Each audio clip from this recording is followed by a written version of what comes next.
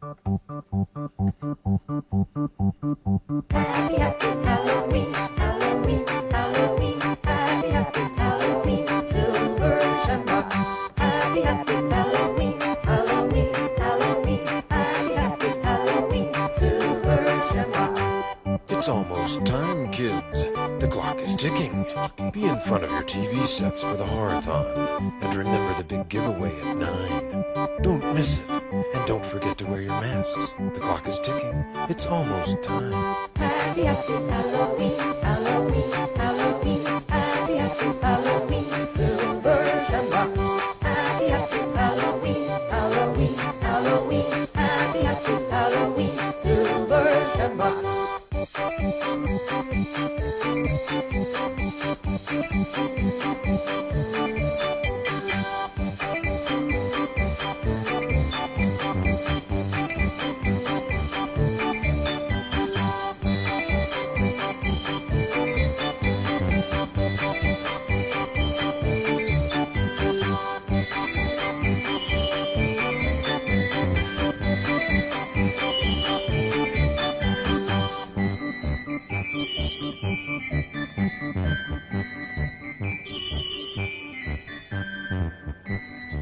Turn it off! Remember that for Halloween 3? We'll talk about it later. That's from Halloween 3, and we're going to have us a little horror show tonight. Let me play a little bit more music while I get ready. This is also from Halloween 3, Season of the Witch.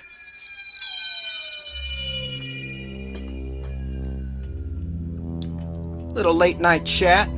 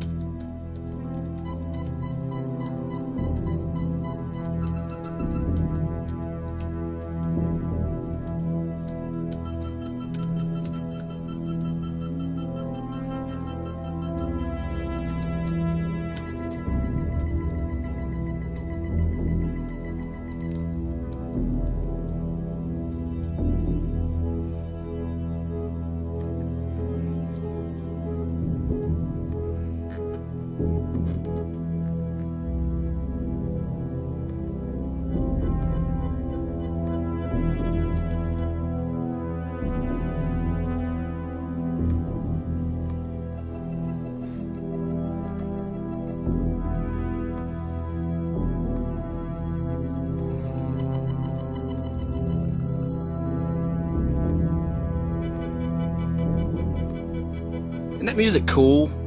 Kind of freaky. It's Halloween in August.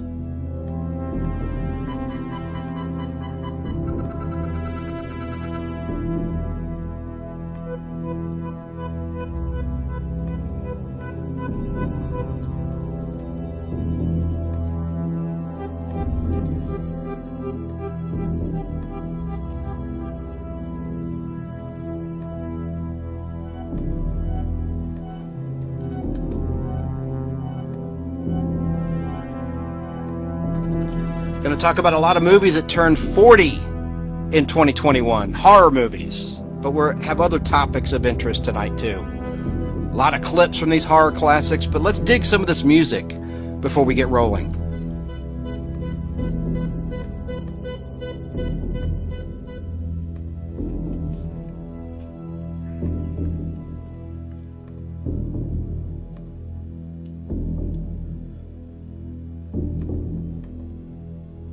I love that percussion.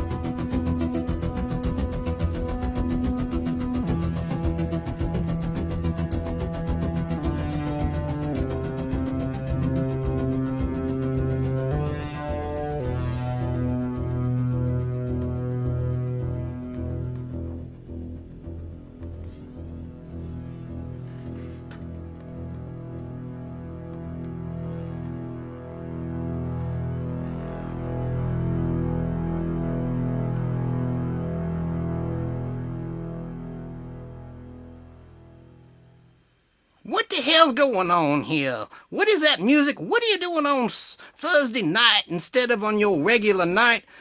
And what time is it, for God's sakes? Well, it's Podblast time. It's Podblast flashback time.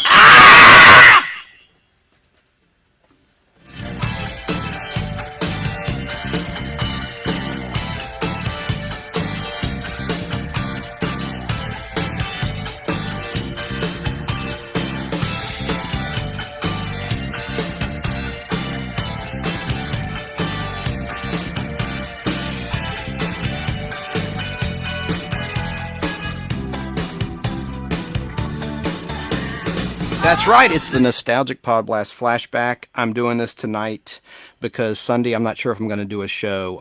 In the Atlanta, Georgia area, there is a big convention at the Georgia World Congress Center that I'm going to attend on Sunday. So I'm not sure if I'm going to do a show or not. But also, ooh, that was scary. Let me adjust my levels here. Also, I wanted to get this in. I wanted to talk about horror movies. I sort of put everything on hold because unfortunately someone that is very near and dear to my heart passed away a couple weeks ago. So I didn't feel right about talking about slasher movies, which I love, and horror movies, even though it's fiction and not real. You know, the topic is people dying and getting murdered by a psycho or an entity or a force. So I didn't feel right about doing that. So close to losing a lot of people lately that I care about, actually. But we're going to talk a little bit about some horror movies that turned 40 in 2021 in order of release. That's something we're going to talk about, as well as some other things in the news as well. So I don't know how long I'm going to go, but it's going to be okay. I know not many people will be watching, and that's fine. I do this for on-demand purposes for later. People are watching the Olympics. It's a work night. It's a school night. It's late. I get it. But I want to go ahead and get this on the docket because Sunday, I really want to free up my day. But I don't want to leave the audience hanging. You know, I want to have some new content out there for you. So we shall get started with the list of 17 movies. This is the first thing I want to start with. 17 movies that turn 40 in 1981 in the horror genre, and some are thrillers as well. So let's get started with that. And the cool thing about horror movies, now, look, you know, anyone out there that's religious won't dig this, but I'm going to say it. You know I do this. When I watch a horror movie, I sort of pretend that someone that's wronged me is getting killed.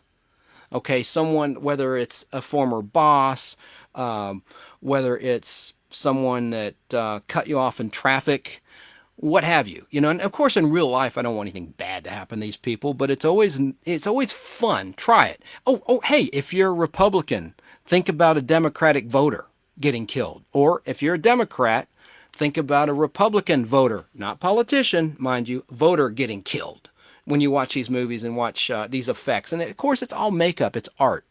I love all types of movies, but I went through a horror phase. And the cool thing about horror movies is they show TNA, at least from a guy perspective. You know, when you're in puberty, watching these things on cable TV, there'd always be comedy and some titillation, pun intended, amongst the gore. That's the beautiful thing, at least of the 1980s slasher movies that we're going to talk about today. So getting to my list of 17 that I picked, and by the way, a lot of these lists I see on the internet are not complete. I found some from my memory and my knowledge, not to toot my own horn, that I know a lot of people my age and Generation X and others will like and appreciate as well, that younger people that have written about have never heard of. So let's get started. Number 1, in order of release, Scanners. Released January 14th, 1981, distributed by Avco Embassy Pictures, took in $14.2 million at the box office, and it was a pretty freaky movie. Let's listen to a little bit of the original preview for Scanners. It's not the best audio, I will admit that, but I'm going to describe what's going on.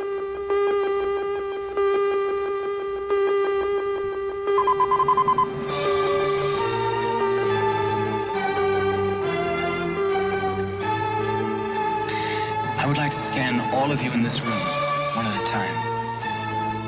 I must remind you that the scanning experience is usually a painful one, sometimes resulting in nosebleeds, earaches, stomach cramps, nausea. sometimes other symptoms of a similar nature. At this point, I'd like to call for volunteers.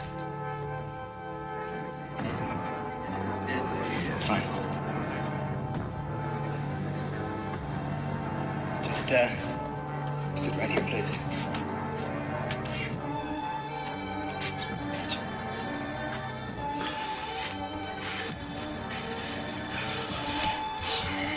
Now, I'd like you to think of something specific. Do I have to close my eyes? It doesn't matter. All right, yes, I have something. So there's these guys sitting at a table, right? In front of basically like a board of directors and in front of a mic. And they're just sitting there. One of the guys is played by Michael Ironside. Great actor. And you hear this high-pitched sound as you're hearing right now, and pressure is building, and something's happening.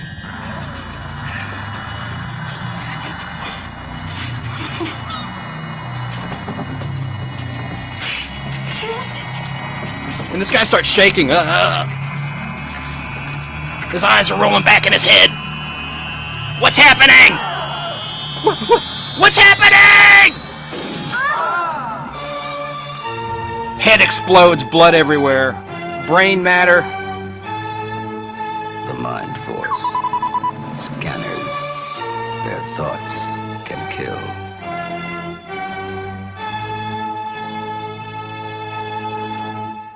Scanners, if thoughts could kill. That was the tagline. So, scanner. God, sorry, folks. Jesus, Lord in heaven. I gotta adjust my levels. Pisses me off when that happens.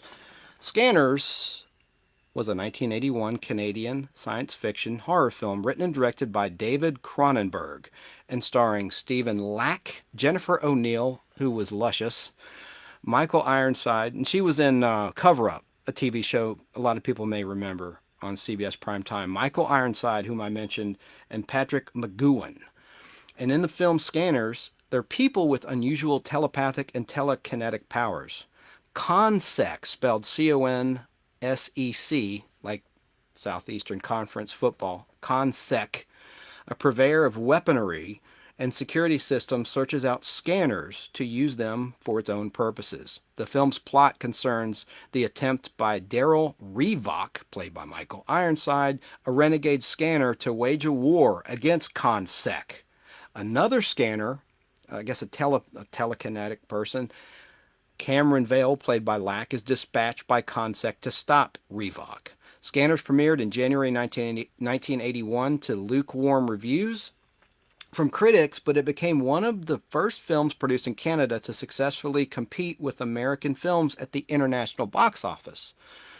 It brought Cronenberg, the director, and his controversial style of body horror attention from mainstream film audiences for the first time. Whoever writes this on Wikipedia does not know good grammar. Listen, God. Listen, I'm going to reread this. It brought Cronenberg and his controversial style of body horror attention from mainstream film to mainstream film audiences, dumbass, for the first time. It brought Cronenberg and his controversial style of body horror attention to mainstream film audiences for the first time, and has since been reevaluated as a cult classic. It's particularly well known for a scene of Revock telepathically causing a rival scanner's head to explode. That was a really good horror movie. That's the first on the list tonight. Next up, in order of release, think about holidays, right? What did you have in February? Valentine's Day. Slasher movies are really popular, with Halloween and Friday the 13th starting in the late 70s. In 1980 with Friday the 13th, Paramount realized it had a cash crop, a total cash cow, with these slasher films with young people flocking to the cinema to put their arm around their sweetheart or feel up their sweetheart while they're scared or whatever. People flock to the theaters to see these movies. So for Valentine's Day, another Canadian release was prepped and was released on February 11th, 1981, titled My Bloody Valentine. This was a cool one, and I remember watching this on cable. There's a really gross scene. The miner is the killer, and he's picking out, with a pick, people's hearts and putting them into a Valentine's Day candy box. Real nice. Let's listen to a couple of moments of this trailer. I have this one on film. I like this trailer for My Bloody Valentine. It's a bad time this time of year. It's a bad time this time of year. Say it. Say it. It's a bad time this time of year. How many times is he gonna tell this story? Oh, let him tell it. I love fairy tales. This ain't no fairy tale, little girl. If you don't take it seriously, You're a fool. you're a fool. Damn it. The first Valentine's dance in 20 years has to be something special. Look, Landers, you gotta get a lot of exercise if you're gonna grapple with Gretchen. Oh, yeah? Well, I got a Valentine for her that she's never gonna forget. Right to the heart, huh?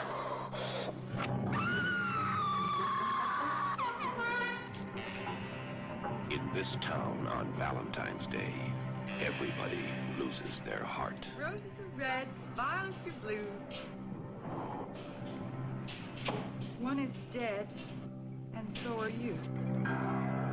It can't, Nice. it can't be happening again. What's going on over in Valentine Bluffs? It looks like Harry Warden's back in town. It happened once. It happened twice. Cancel the dance or it'll happen twice. Good screams. In the town of Valentine Bluffs, there are many ways to die.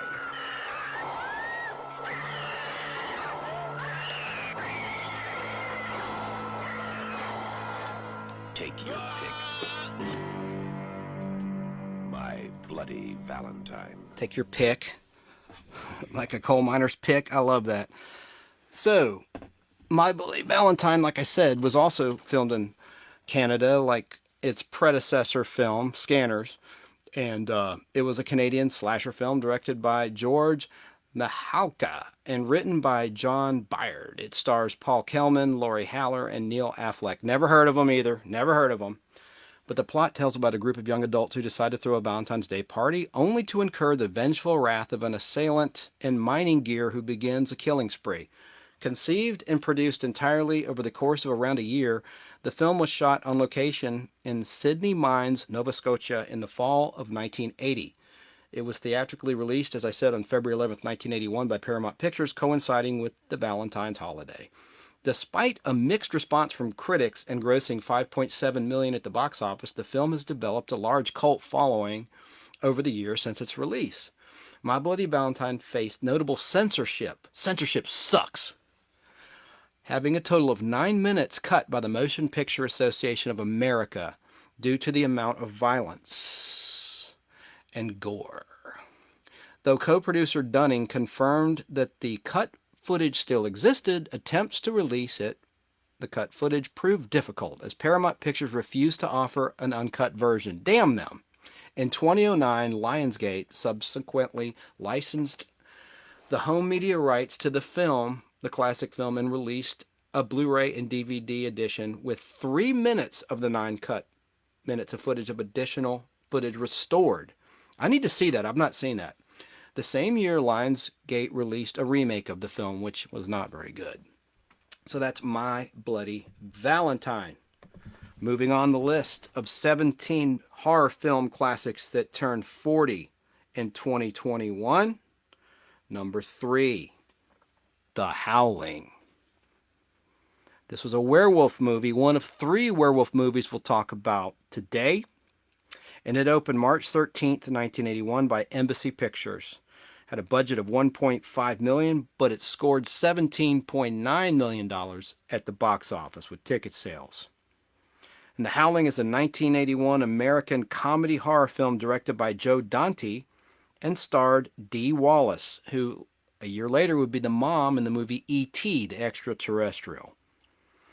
I also starred Patrick McNay from the original Avengers show. He was Steed. He played Steed, the dude with the derby, who was with Honor Blackman at first, and Dinah Rigg, who recently passed away. And Dennis Duggan and Robert Picardo also were in the cast of The Howling. It's based on the novel of the same name by Gary Brandner. The film follows a television newswoman, played by Dee Wallace, the mom from E.T., sent to a remote mountain resort after a near-fatal incident with a serial killer, unaware that the resort's residents are werewolves. The film was released on March 13, 1981, and became a moderate success, grossing $17.9 million at the box office. I said that. And it received generally positive reviews with praise for the makeup special effects by Rob Bottin, Bottin. I have great respect for makeup masters like him and Tom Savini and Greg Nicotero, so that's why I want to emphasize that name, Rob Bottin, Bottin. The film won the 1980 Saturn Award for Best Horror Film while still in development, and was one of 3 high-profile werewolf-themed horror films released in 1991, alongside 2 other films I'll mention tonight that I'm not going to mention right now. I don't want to give it away. Now, the financial success of The Howling aided Joe Dante's directing career and prompted Warner Brothers to hire Dante as director of Gremlins. So let's listen to the trailer of The Howling and some select scenes from the movie The Howling, which had a killer scene at the end, a great ending. What do you see? The Howling. Somewhere in this city, in this human jungle, it begins.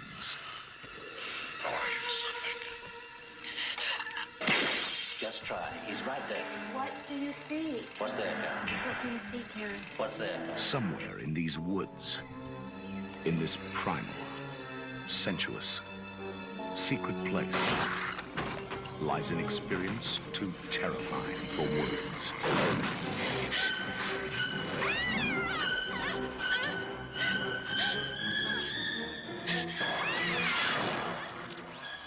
And now, all anyone can do is watch and wait. Tonight I'm going to show you something.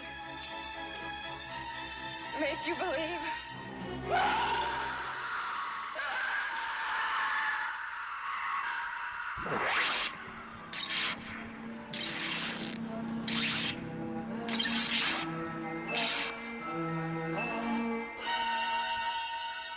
The Howling. The Howling was awesome.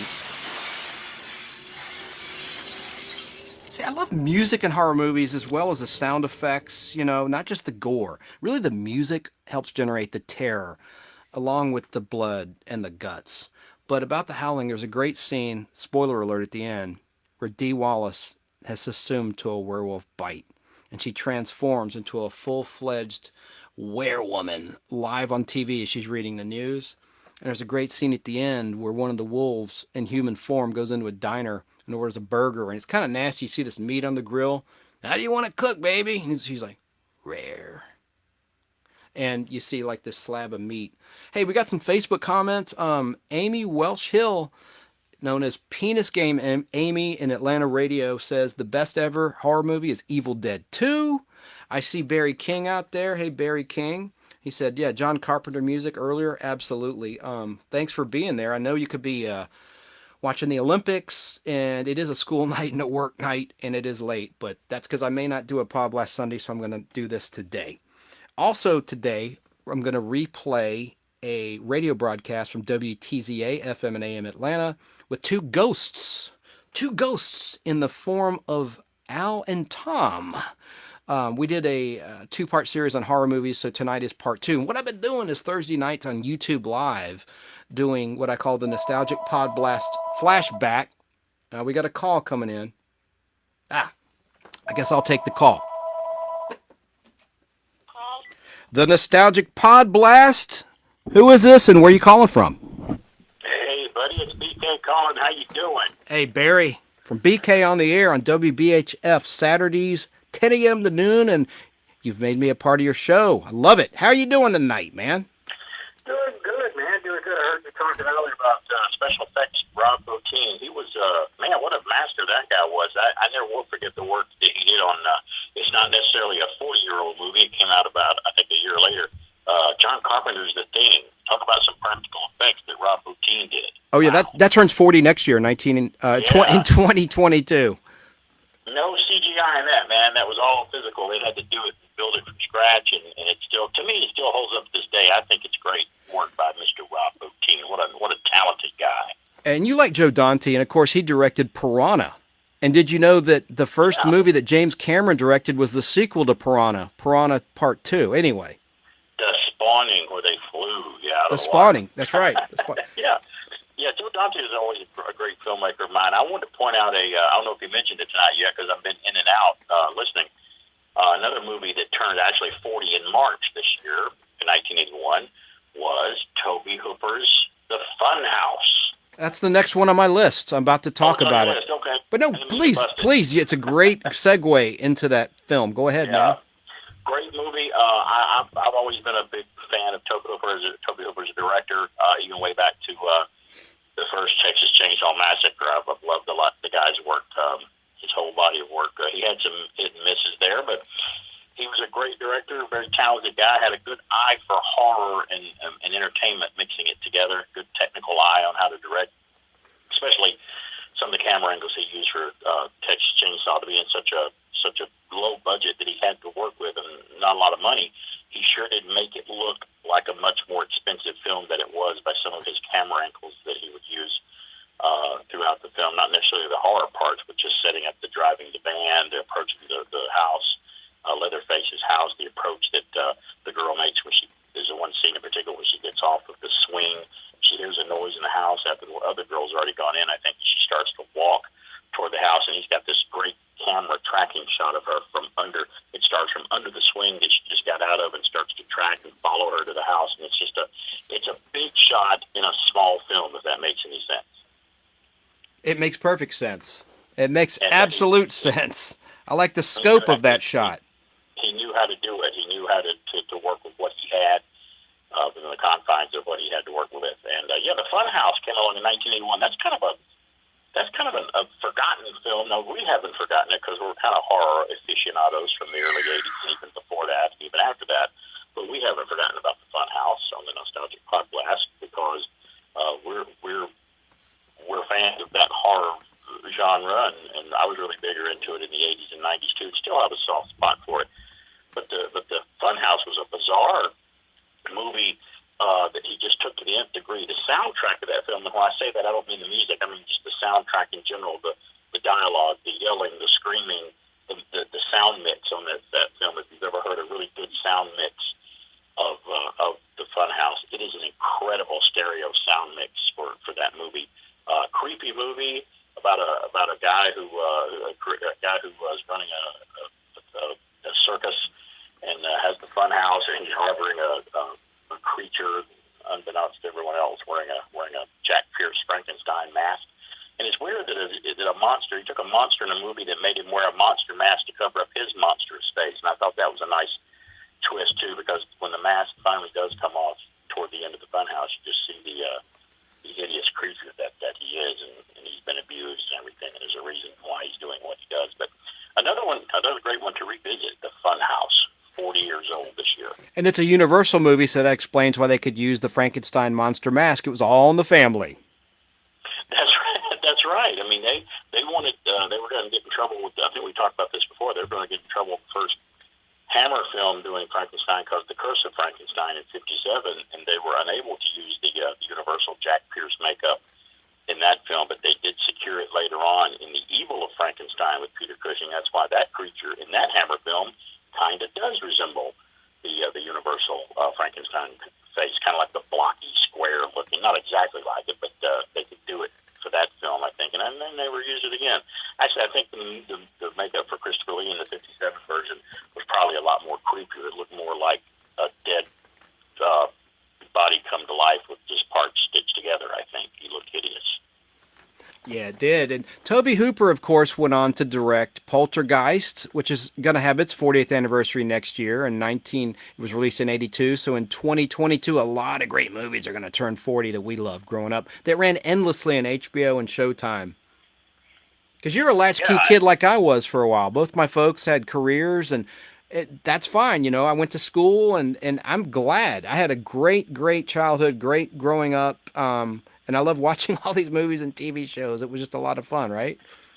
Yeah, I had to go over to a friend's house to watch cable, like a Showtime and Cinemax and the Movie Channel or whatever they would happen to have, because we didn't have it at my house, but we did go over and have kind of like horror movie nights when we found out there were going to be some horror films screened for that night on either Showtime or the Movie Channel, and we would sit and watch them just endlessly back to back. And that's where I finally got to see a lot of the Friday the 13th and Halloween films, because when those films came out originally, especially 78 for Halloween and 80 for Friday the 13th, I was underage. I couldn't go see a rated R movie back then, so we had to see them on cable. Yeah.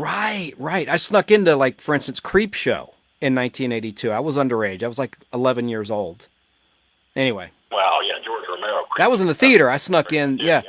But do you remember Humanoids from the Deep? I'm getting off topic because that's already turned 40 years ago. That's from the late 70s, but that was a cool horror movie. Humanoids from the Deep. Yeah, it was a strange Roger Corman produced movie, and I think it was a very, very early soundtrack by James Horner. James Horner scored Humanoids from the Deep. Yeah, it was a very creepy movie. And for those that don't know, James Horner scored Star Trek II, The Wrath of Khan, Titanic. Yeah, we could go on and on. And a movie I'm going to talk about later in the Pod Blast tonight. Yeah, Roger Corman, though, gave James his start. He started with, he scored Humanoids from the Deep, and then he scored the sci-fi movie Battle Beyond the Stars before Star Trek 2. So, yeah, Roger Corman, we can thank Roger Corman a little bit for helping to put James Horner on the map of theatrical scores. Yeah. Look, I know you'll disagree, but I think James Horner music sounded pretty much the same in almost everything that I heard. Just a bunch of horns, just like his name. Horns. He used a lot of horns and, repetitive. Well, his name was Horner, so why not? Yeah, exactly. He lived up to his name. He did rip himself off a lot, and he did actually, believe it or not, I don't know whether I've discussed this with you or not, but he did rip off a lot of classical music writers, too. And he kind of ripped off Jerry Goldsmith's Klingon theme from Star Trek The Motion Picture in Battle Beyond the Stars. I'll have to play that for you sometime. But in his defense, though, I think as he grew older, he matured as a composer, because once he got to where he was scoring Titanic and Avatar, it sounded a lot different from his earlier stuff. So I think he grew and matured. But even though he would write similar music, I loved his style of music because, The Wrath of Khan, be it The Wrath of Khan or Battle Beyond the Stars or Rocketeer or Krull or something wicked this way comes, or just name the movie that he did, Aliens. It all, I really loved listening to it, even though it did sound similar here and there. I still really, really loved listening to its scores, though. Because I'm a soundtrack nut, of course I do. So yeah. Well, cool. Yeah, I'm going to talk about a lot of movies coming up that turn 40 that I know that you like a lot of. What's coming up? Let's see. I don't want to give it away for those in the audience or those that listen on demand after the fact. I'm sure most people hear this later because it is a work and school night. Good. I'll be listening. Yeah, I just want to also hit on tonight. It's maybe the only time I can check in with you tonight. But last week was National Pinball Day, and we wanted to talk a little bit about pinball too. The haunted, to tying in the haunted and the horror. The haunted house pinball machine was one of the earliest newer pinball machines that really took that pinball design to another level, literally by making a lower level inside the pinball machine. That's actually one of the first ones. That one and the Black Knight from the early 80s were the first two pinball machines I remember seeing that had different levels on them when that came into play. Because, in the older days, 70s all the way up to 80 or 81, right before the Black Knight came out, which I think was the first two-level pinball machine, was the Black Knight, if I'm not mistaken. Is that right? Yep. Is that the first one? Yeah. Before that, Black Knight 2000's better, though. They did a sequel. The old Black Knight sucks. See, I only like pinball machines made 1988 to 1997. I'm very picky. And the new ones by Stern. But I don't like those old ones from the 70s. They're just too primitive. They don't have multi-ball. They kind of suck. Well, I have a much broader appeal for pinball than you do. Sorry, I like the old ones and the later ones, too. I can find a good about all of them. Because my favorite pinball area is probably around 79, 80, 81, because that's the most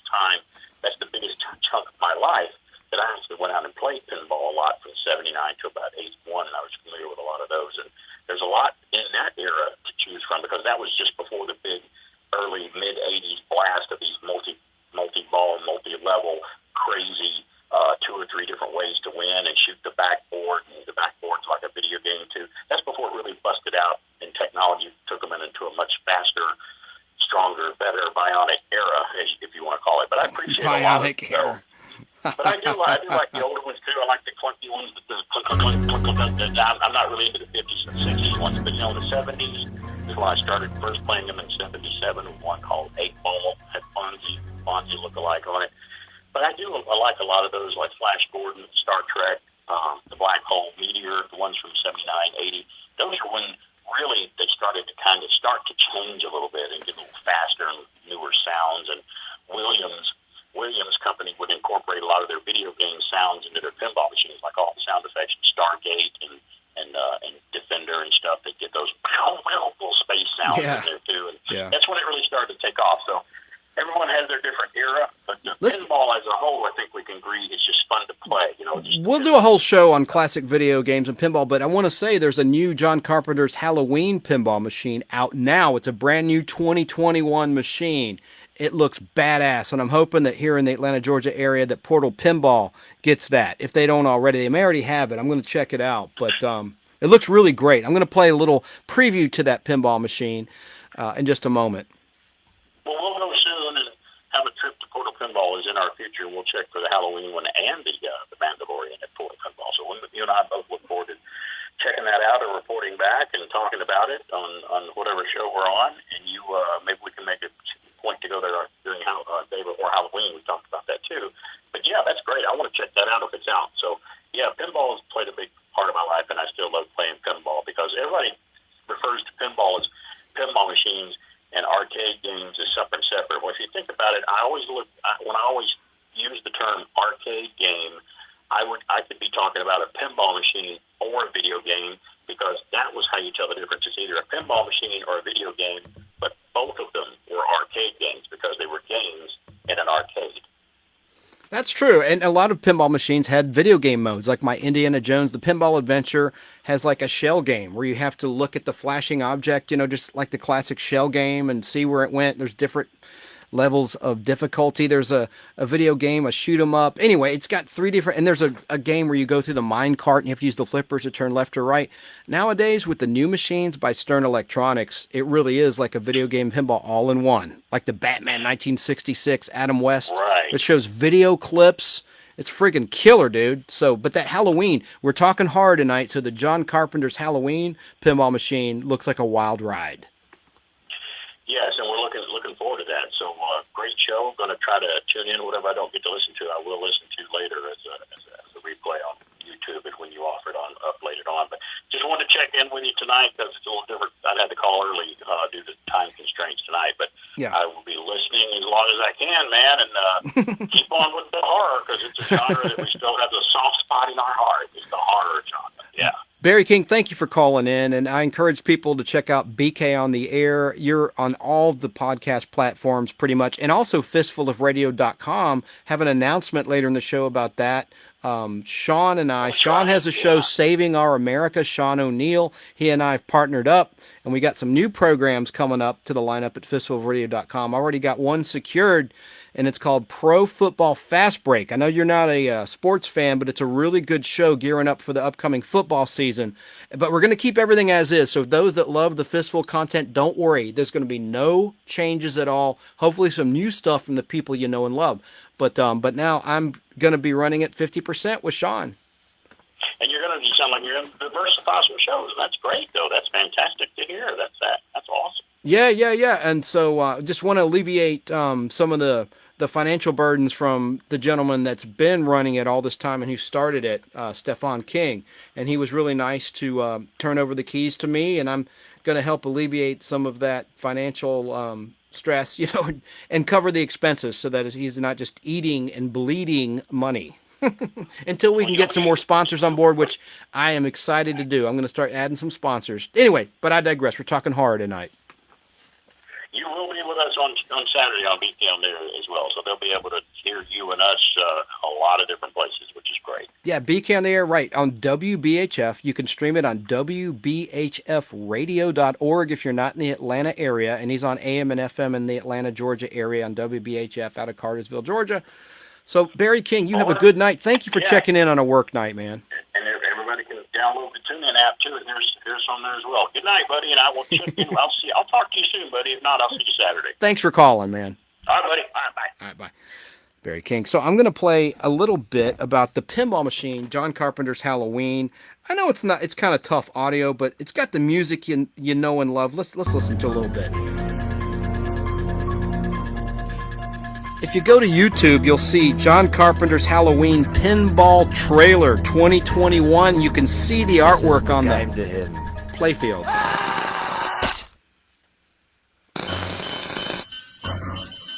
of the game.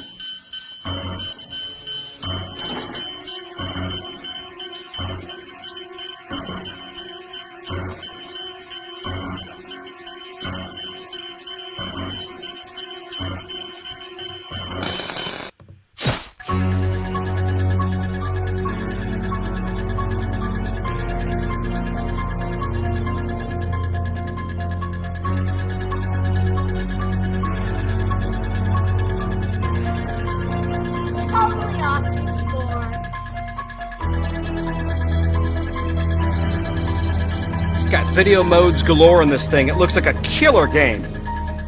Stainless steel, made in America. Stern Electronics does pinball right. He is pure evil and he's come for you. Cousins of witches with all of their hosts. You may think they scare me, you're probably right. Black cats and goblins on Halloween night. Trick or treat! Yeah, man. It's going to be here before you know it, Halloween. This is August. You know what always irritated me? Like the Rob Zombie Halloween reboots, they would release them in August, and like the Friday the 13th reboot in 2009, an August release date. Even more recently, not in the horror genre, Peter Rabbit 2. It was an Easter movie. They released it like in July.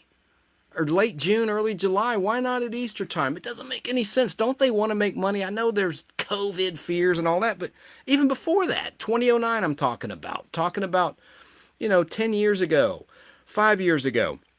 So many horror movies are released in August, and I don't get it. Why wouldn't you release it right before Halloween, or like 2 weeks leading up to Halloween for maximum box office power? Let me see if I can find another quick clip about the Halloween pinball machine. Just to segue, since Barry King took us in the pinball direction, which is fine. I plan on talking about pinball at the end of the show after we covered horror. But let me just see what this talks about here. Let me see if I can find some interesting audio, and then we'll get back to number 3 in our list of horror movies. Here we go. What I'm reading on comments and stuff like that, it would seem that I greatly underestimated the power of this theme. This guy's name is Carey Hardy, Caryhardy, like Al Hardy. Carey Hardy. And welcome back to my channel where I talk and do everything pinball. So if that sounds interesting to you, then hit that subscribe button down below. Seems like my voice is going out. I might have been speaking too loudly too long yesterday. I drank too much last night also, so that could be a factor. You know you've had a few too many when you lay in bed. Who cares? Get to the Halloween pinball, sir. It just starts spinning around, and that's not good. So what we're going to be doing in this video is going through Spooky's like 2-minute long, no, it's only a 1 and 25-second video going over Halloween. It's going to go over my thoughts and feelings about it, and we're going to go over the shots and layout of this game, and just an all in all of how I feel about it. And I'm hoping to make this a short video. So let's just get started, and let's hit the play button. I'm going to play a couple more seconds of this. All right, so straight off the bat, I want to let you guys know... The artwork is awesome in the Halloween pinball machine. ...is that this is great. Jason, you've done tremendous work. This is like... I see a lot of good details, and honestly, at first glance, if it did not show me the fact that this is Jason Edmiston, I'm hoping I said your name correctly right there, then I would have thought that this would have been Christopher Franchise, because I see a great. He's talking a little inside baseball for the layman. In the styles, artwork is by Jason Edmiston. I'm not saying they're just alike, but at a quick glance of just this quick video, you could fool me. And Jason Edmiston, great artist, who did the artwork on the back glass play field of this game. This art brand new machine, and because I don't know this Jason guy, I don't know this is his first thing into the pinball world in art wise. So I didn't know that. This being his first work, by all means, if you get a chance to do more, go for it. The topper, I like the way that. All right, you get the point. Let's get back on track. Talking about horror movies that turned 40 in 2021. Barry King mentioned this when he called in. The Funhouse, released March 13th, 1981 by Universal Pictures. It earned $7.8 million at the box office. Let's listen to a little bit of clips from The Funhouse. Who will dare to face the challenge of the Funhouse?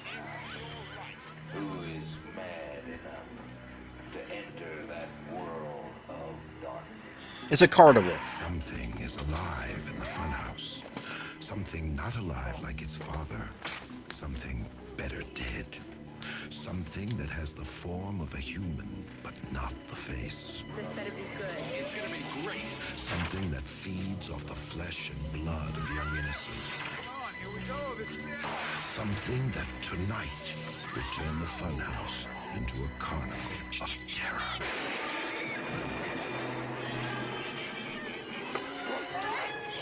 I don't know what the hell it is. I just want to get the hell out of here.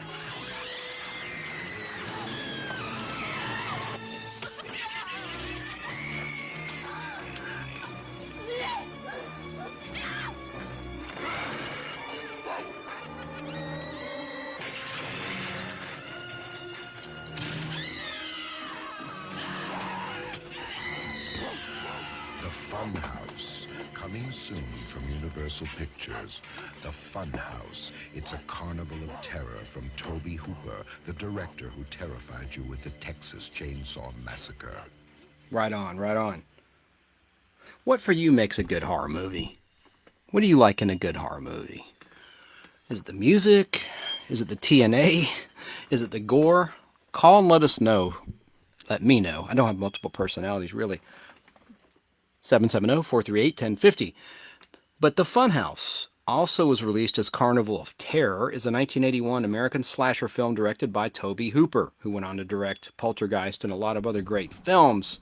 It was written by Larry Block, starred Elizabeth Berridge, Kevin Conway, William Finley, Cooper Huckabee, all unknowns, all no names, that's okay. Miles Chapin and Sylvia Miles. The film's plot concerns 4 teenagers who become trapped in a dark ride at a local carnival and are stalked by a deformed killer inside, played by actor Wayne Doba. Released by Universal Pictures, the film was director Hooper's first major studio production after Eaten Alive in 1977 and the Texas Chainsaw Massacre of 1974. Upon its release on March 13th, 1981, it grossed $7.8 million, as I mentioned, and received mixed to positive reviews from critics. So, that is The Funhouse. Continuing on, we get into some supernatural horror. And I can't believe Disney now owns this franchise as well as everything else they absorbed when they bought the 20th Century Fox film and TV library. They absorbed the Planet of the Apes TV shows, cartoons, and movies, Lost in Space, my beloved, underrated The Fall Guy with Lee Majors and Sexpot Heather Thomas from the 80s. They own that now. Of course, they absorbed Marvel, as you see behind me. If you're listening, check out my YouTube channel, the Nostalgic with a C Podblast YouTube channel, or our Facebook group, the Nostalgic Podblast, and join the group if you will. I'm going to give away some prizes and DVD sets. I'm going to announce one tonight. But behind me, you will see, if you're watching on those platforms, a bunch of boxes of comic books. I'm a big comic book nerd. And so Disney absorbed Marvel Comics. Next up, and they absorbed this series as well, the Omen series, Devil on Earth, Damien! The Omen 3, The Final Conflict, was released by 20th Century Fox, now Disney, on March 20th, 1981, with a budget of $5.5 million. The box office take was $20.5 million. And Sam Neill played Damien, Satan himself. And Sam Neill, to younger audiences, would be known in the Jurassic Park series. He was the star of the first Jurassic Park from 1993, directed by Steven Spielberg, shot partially in Kauai, Hawaii, which I've been to twice, one of the best places on Earth, one of the best places in America. And let's listen to a little bit of the trailer for The Omen 3, Damien. The Omen 3, The Final Conflict, which was really spooky. This supernatural stuff really freaks me out. Damn it.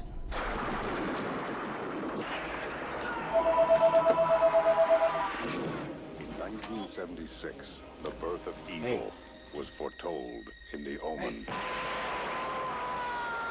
In 1978, a terrifying prophecy was fulfilled in Damien, Omen 2.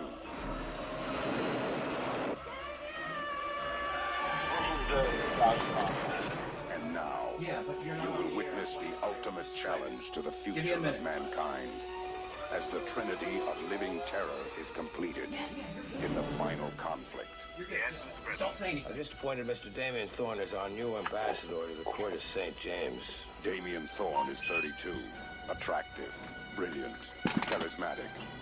To the modern world, he brings a purpose, a vision, a destiny. He's one step away from the most important position on Earth. Disciples of the Watch, I stand before you in the name of the one who is cast out from heaven, but is alive in me. The power of Jesus. All right, I'm going to stop that because we do have a call.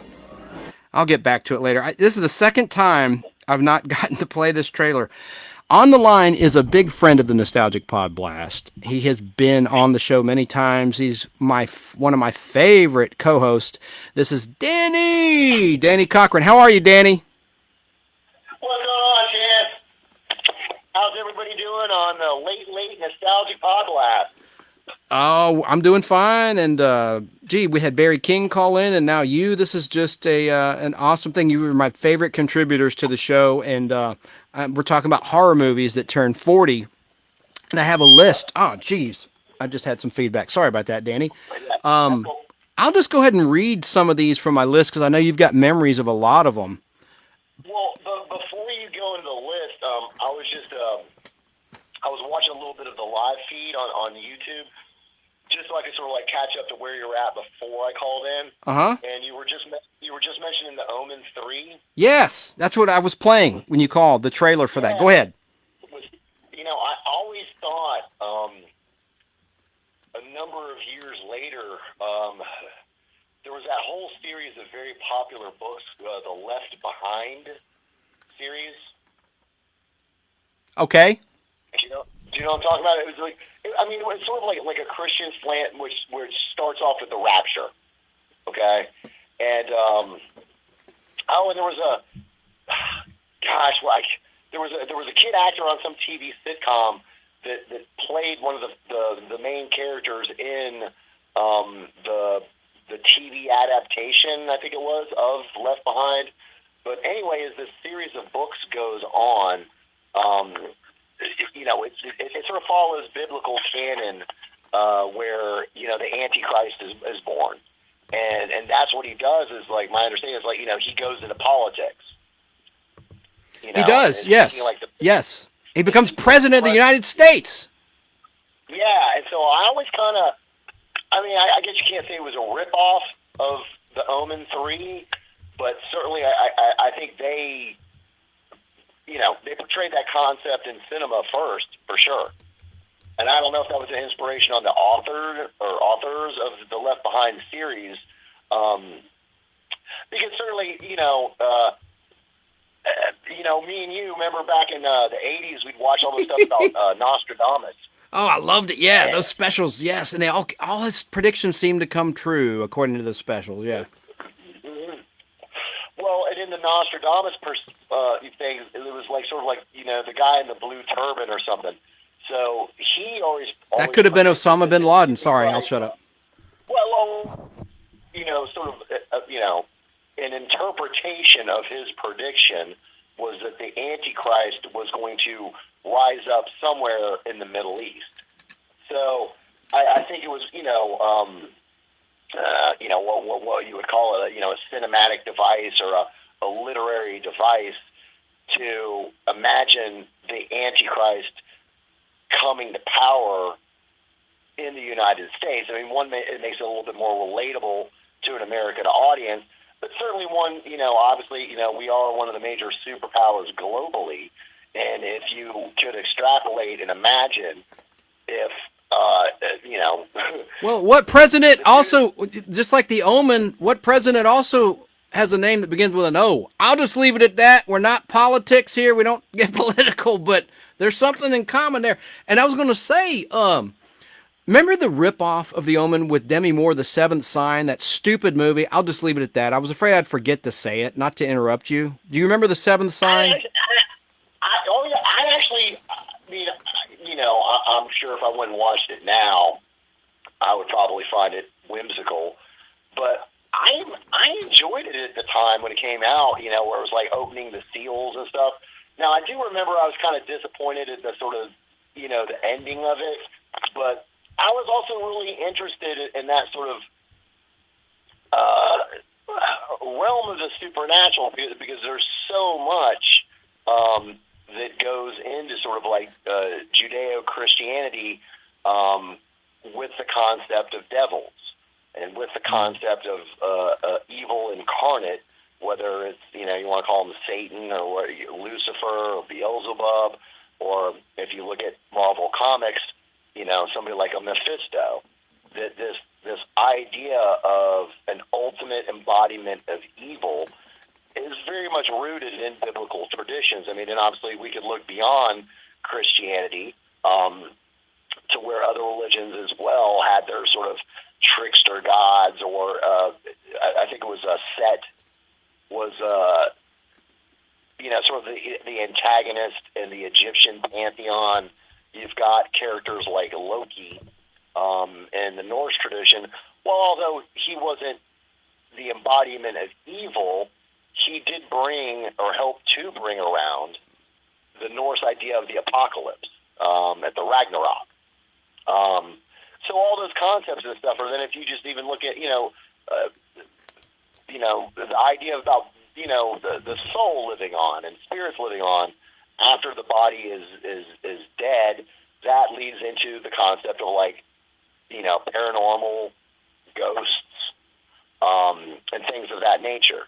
And so something like The Seventh Sign that sort of touched on all of those, you know, I thought that stuff was kind of cool. You know, I mean, I even like Ghost with Demi Moore and Patrick Swayze, which is, of course, is not in any way like a horror film, but anything that was like sort of like paranormal, supernatural, like I dug that stuff. Like when the bad guy at the end of it, like when like all the shadows sort of take form and like drag him away.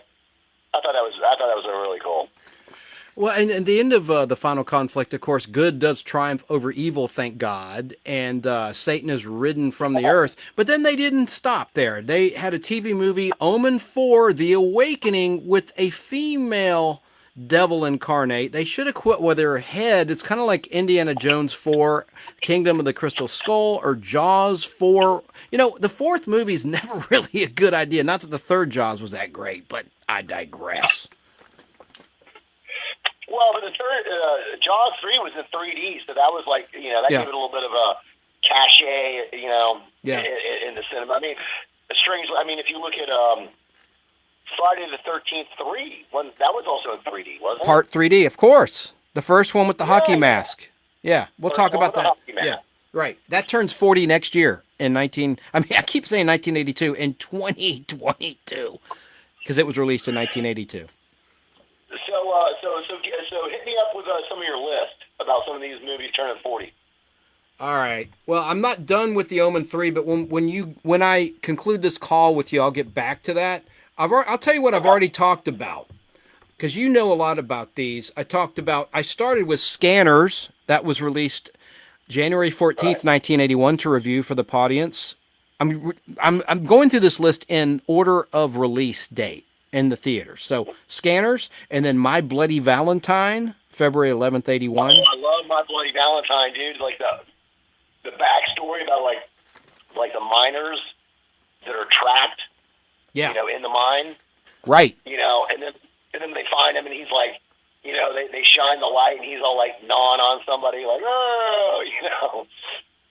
That was cool. I like My Bloody Valentine. I think that was an underrated horror movie. Yeah, and it was a Canadian production for Paramount Pictures. And then I talked about The Howling, March 13th, 81. Remember that? That was the one where the news anchor woman played by Dee Wallace, who a year later would be the mom in E.T., turns into a full-fledged werewolf live on the news, live on television at the end. Yep. And then I talked about The Funhouse. That was just before. Yeah, I heard that. I Okay. never saw that. I don't know anything about the Funhouse, but it sounds intriguing. All right, well, I'm going to telegraph my punch a little bit, which I hate to do, but just because, well, let's do this. Let's just talk about one of them. I'm not going to reveal the whole list. Friday the 13th, Part 2. The first horror movie with Jason, except for the end of Part 1 where he pulled Alice into the water in the canoe, which could have been a dream. Right.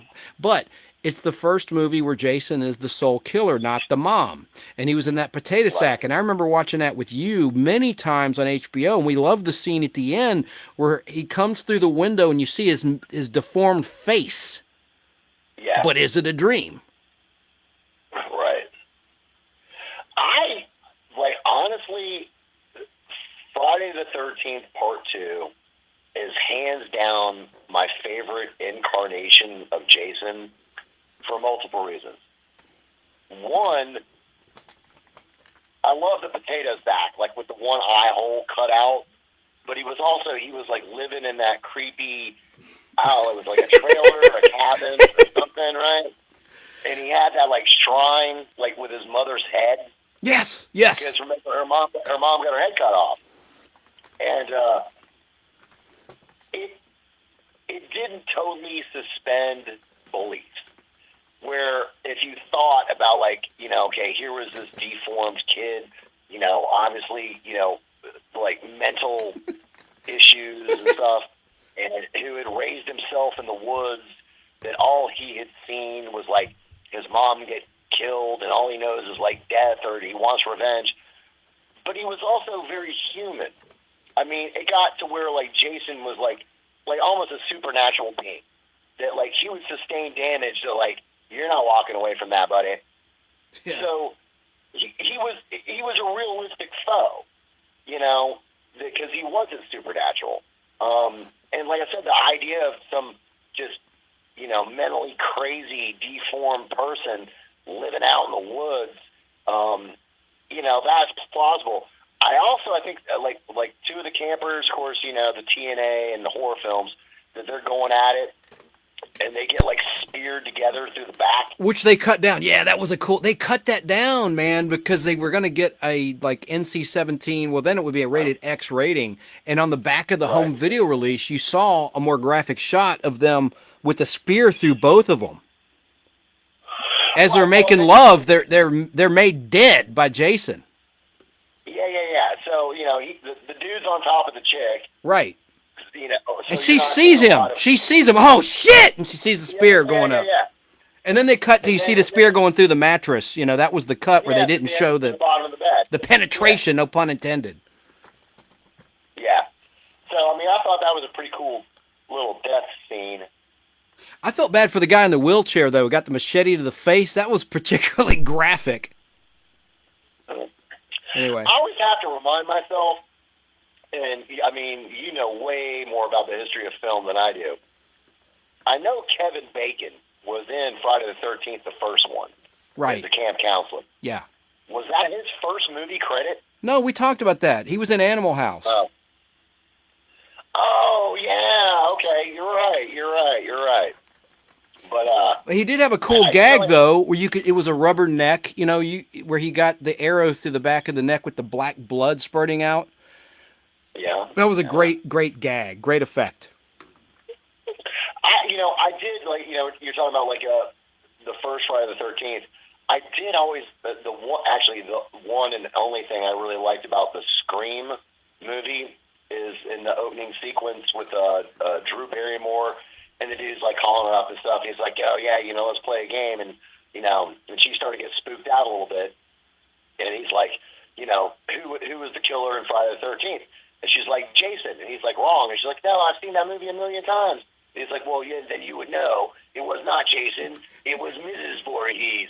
And it was like, I remember watching that, like when he said it, Friday the 13th, like in my head, I was like, Jason. And then he's like, wrong. And I'm like, huh? What? And then he's like, no, it's Mrs. Voorhees. And I was like, oh, that's totally right. And Betsy Palmer, who played Mrs. Voorhees, was actually a dish in the 60s. She did, like, I've Got a Secret. She was on all the live game shows, and she hosted one by herself. Anyway, she was actually lovely as a younger woman. Anyway, and she was in part 2 in the flashback, in the hallucination scene. What? You don't want to be ageist, Chance.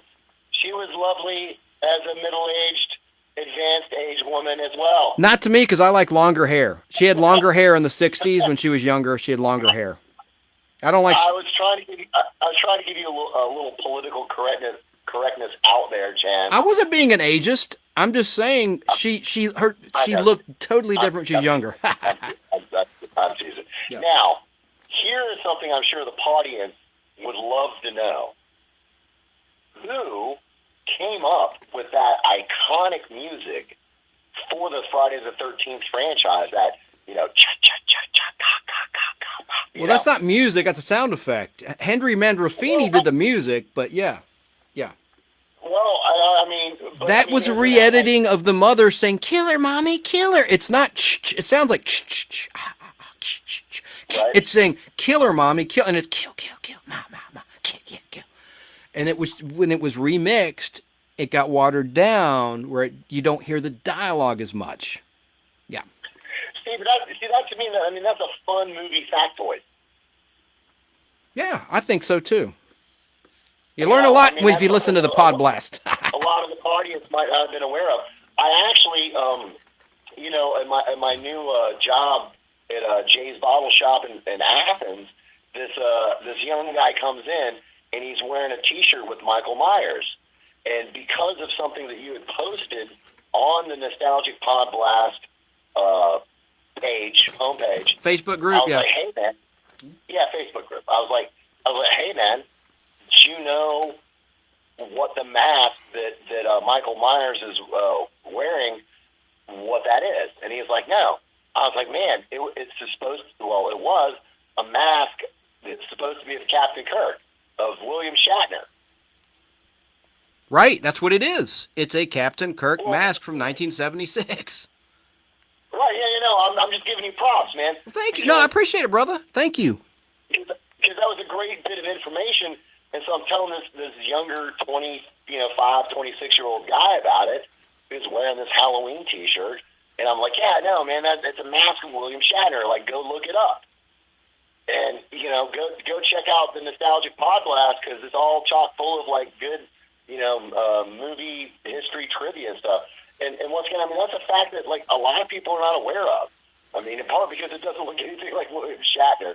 The hair doesn't, but I was going to say, to me, it's common knowledge, but I remember my former co-host, Al, didn't believe me, and he said on the show many times, that's not a Captain Kirk man. I said, dude, I'm telling you, look it up. You're wrong. You're looking silly right now, brother. That's what I would say to him, anyway.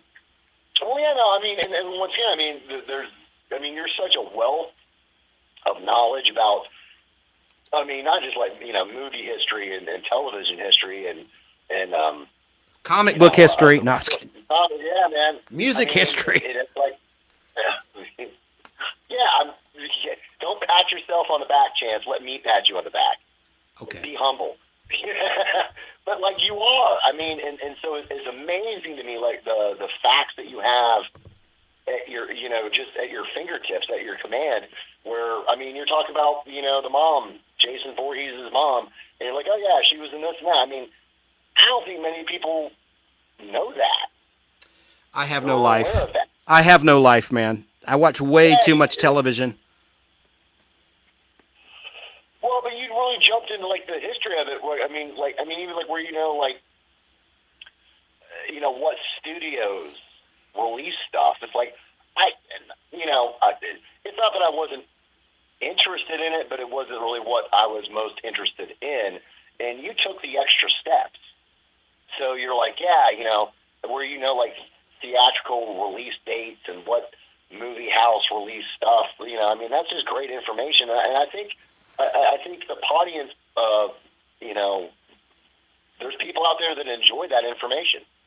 Well, I hope so. I've been trying not to be boring, and I do find a lot of incorrect information on the internet. I have books, thank goodness. Books, young man, books have the truth. Especially when it comes to like old television shows. I like to find out why a show lasted only one season that was a good show, and you dig deep in a book and find out what it was up against, and there's your answer. Same with movies. I'm going to talk about some movies that didn't do well. There's a couple movies on my list of 17 that turned 40 in 2021 of the horror genre that tanked, that didn't do well. And I can tell you exactly why, because I dug deeper. It was the same weekend of another big horror release. It was just bad timing, bad scheduling. There's also some stuff like just where you're around for, like, okay, once again, I work at Jay's Bottle Shop, and there's a craft beer that's called Golden Monkey. So this guy brings it up to the counter, and I was like, and he seemed, close proximity of age, like he could be somewhere mid-late 40s. And I was like, hey, man, do you remember the show Tales of the Gold Monkey? Right. And he was like, yeah. And I was like, yeah. It was sort of like right after Raiders of the Lost Ark, but they took like where it was like this adventurer guy, but he had, one of those like planes that you can land in the water and stuff. And he had that little bulldog that was like missing the eye. And once again, like that, the principal actor, you would know him. Like he went on to do a whole bunch of stuff. I want to say he played like the commander in the more recent like Star Trek movies. Yeah. Like the guy that recruits James T. Kirk. It was Stephen Collins, and he was in Star Trek: The Motion Picture as Commodore Decker. I mean, he was the son of Commodore Decker. He was Will Decker.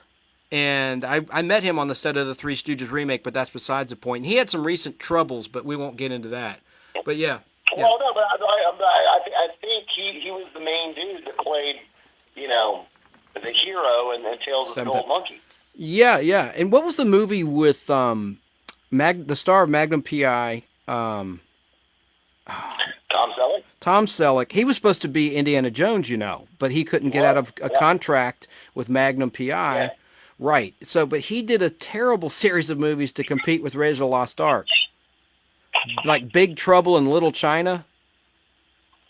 No, man, that was No, I'm kidding. That was Patrick Swayze. Wait a minute. And we got to get back to horror. I got to get on topic. Wait. No, it was not Patrick Swayze. It was Tom Selleck. Hang on, he was in. Really? Hang on, I know I'm right. I think I'm right. Well. Tom Selleck was he in Big Trouble in Little China? No, dude, that was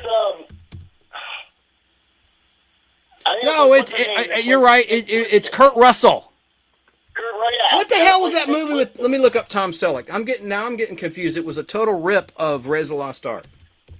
You're making me doubt my own reality. I'm sorry. See, you pumped me up and then I let you down because I made a mistake. Let me see here.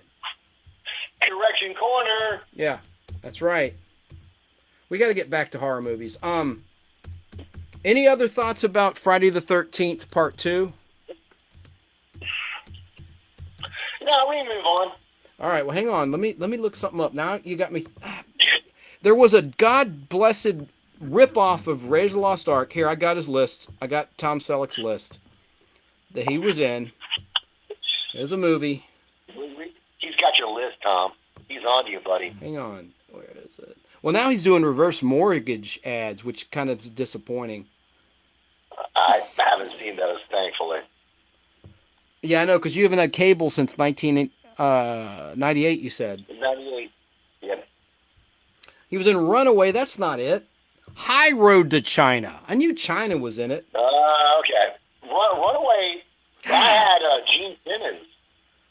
That was kind of a Raiders of the Lost Ark kind of thing. Yeah, High Road to China. But yeah, Runaway had Gene Simmons and Kirstie Alley and Tom Selleck. That was Gene Simmons' first movie. Right. Bess Armstrong. Yeah. That was the chick in that movie.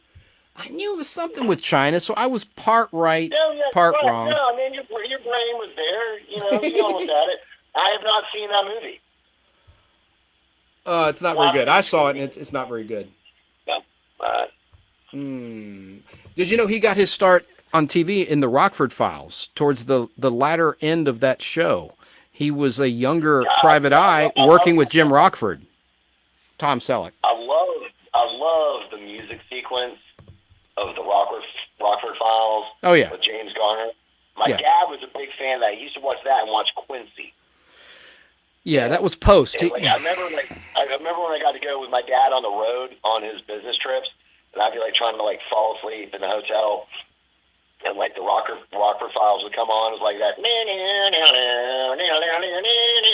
Okay. I'm gonna play it. I'm gonna play it while you talk about the Rockford Files theme.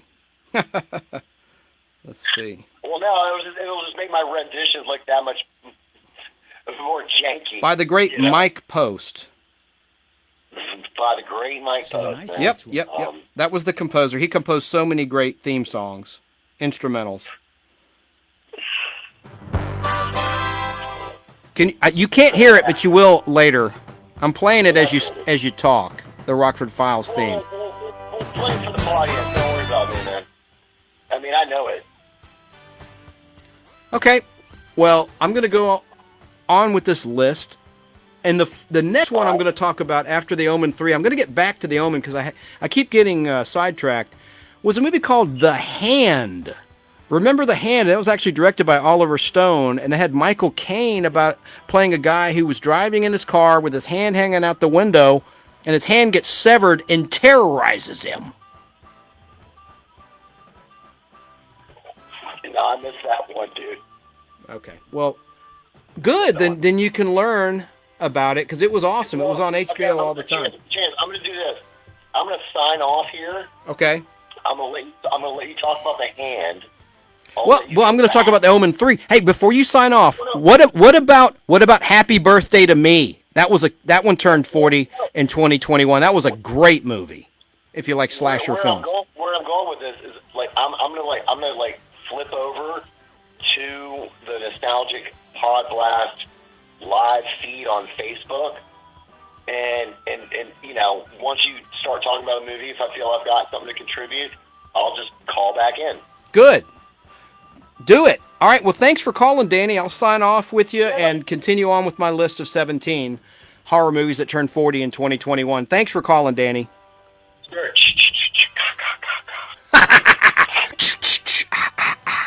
Later. Oh, wow. That was Danny, everybody, as I played the Rockford Files theme for him. Now, I'm going to go on with Damien, The Omen Part 3, and I'm sorry, guys, anyone that's been with me all along and listening on demand. I've played half of this trailer 2 times now, but I want to play it in full, so here we go. Here's The Final Conflict, The Omen Part 3. In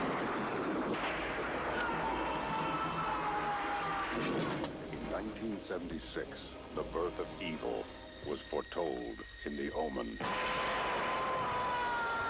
In 1978, a terrifying prophecy was fulfilled in Damien, Omen 2.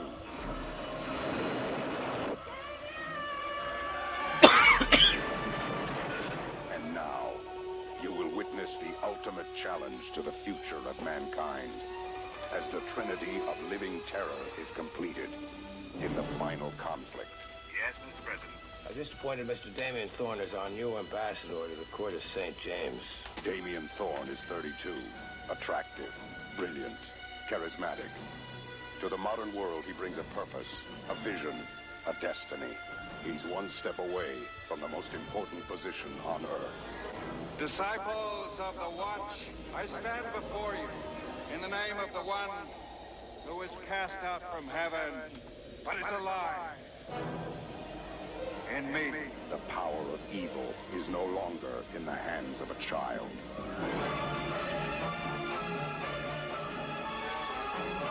Boo on Damien. Screw you, Damien. Suck a D, Damien. You suck, Damien.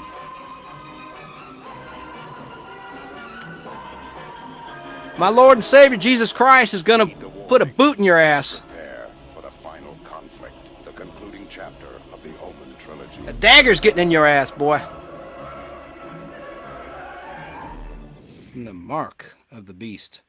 Anyway, that whole series freaked me out. The Omen trilogy. So the final conflict was the third in that trilogy of movies.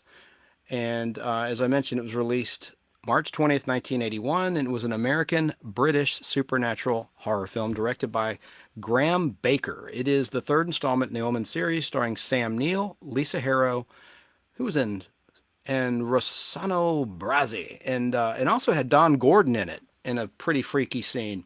And there's a freaky scene where like an ambassador commits suicide with a gun and his legs shaking, you know, like his nerves. Ugh, so gross.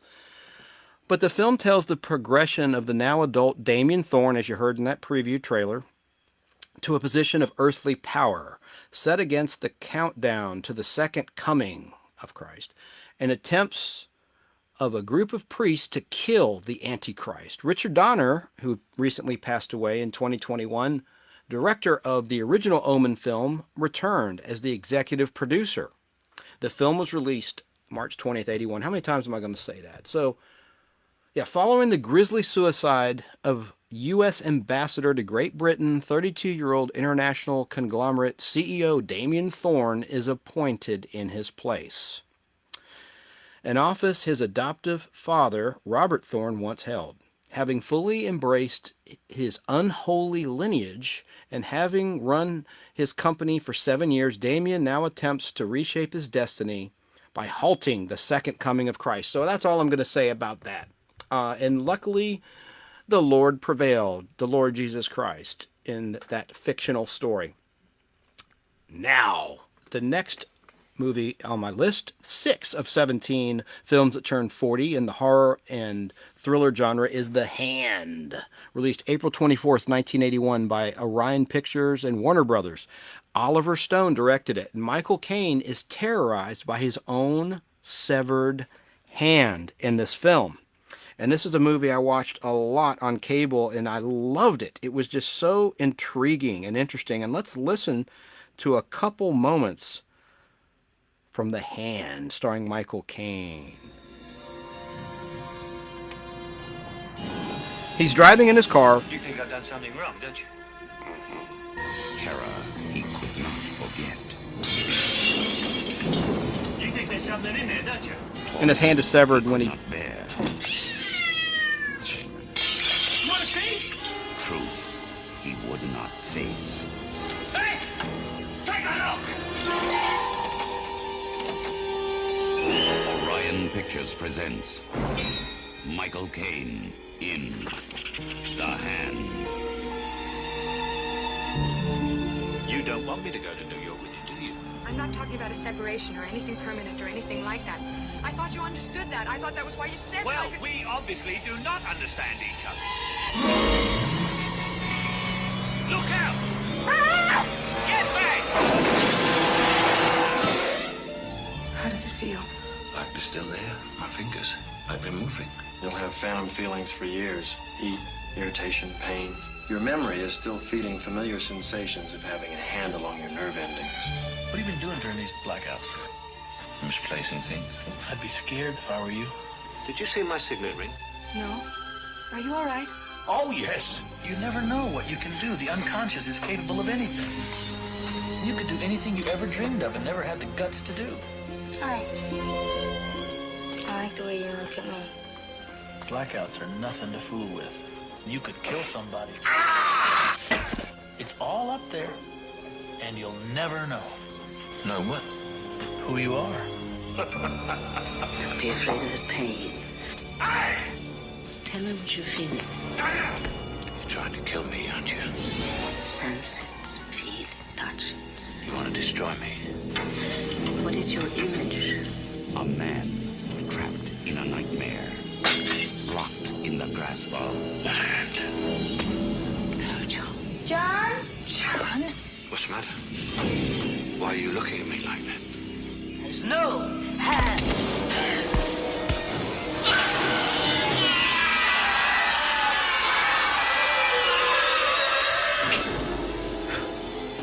Michael Caine in The Hand. That was a cool movie. Loved it. And you recognize some of the voices in that trailer. Bruce McGill from Animal House. He was the one that said, you never know what you can do when you came. That was him, and Oliver Stone directed it, and he played a bum in the movie, too. And I love the scene, because like I said, I was talking at the top of the trailer.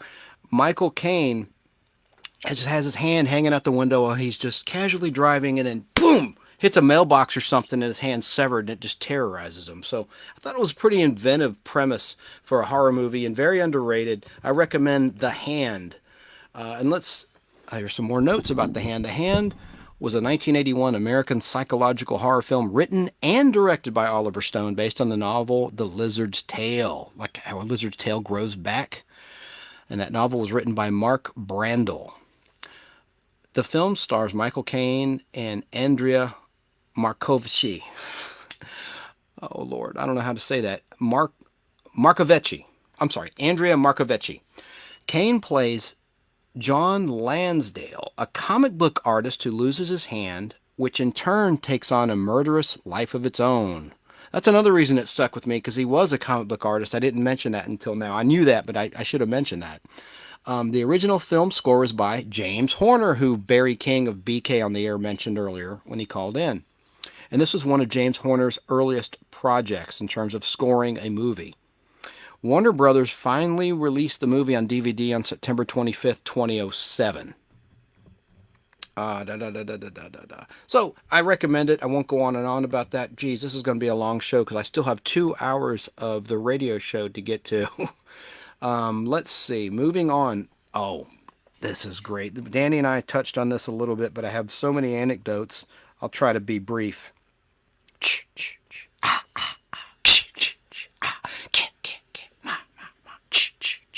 That's right.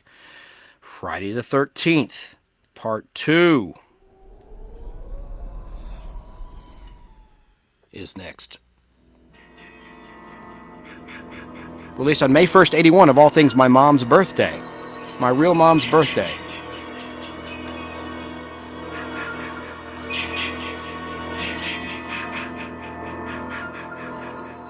Hello?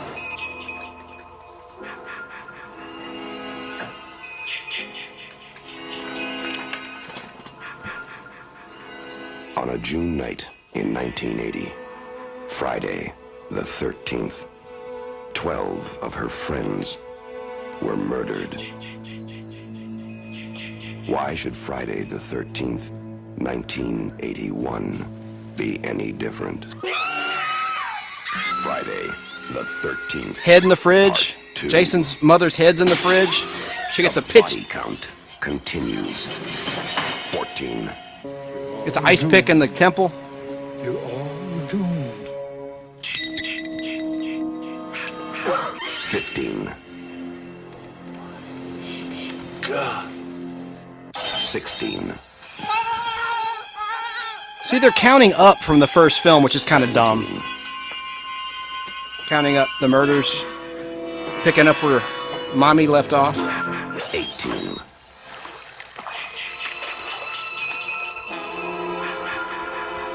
19.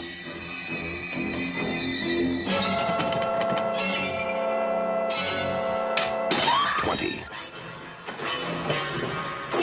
21. 22.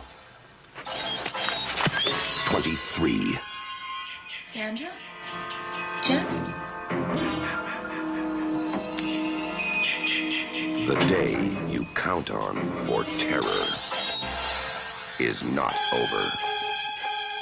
Friday the 13th, Part 2.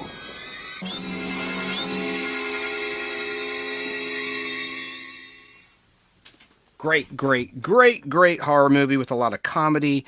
And I like how Jason didn't mutilate one of his female victims. And you don't even see her get killed. It's when he had slit the throat of her boyfriend and he's hanging from a rope. And he slits his throat with the machete and she discovers the body and then turns and screams and they cut. And so you don't see, and she had been fully nude in that movie.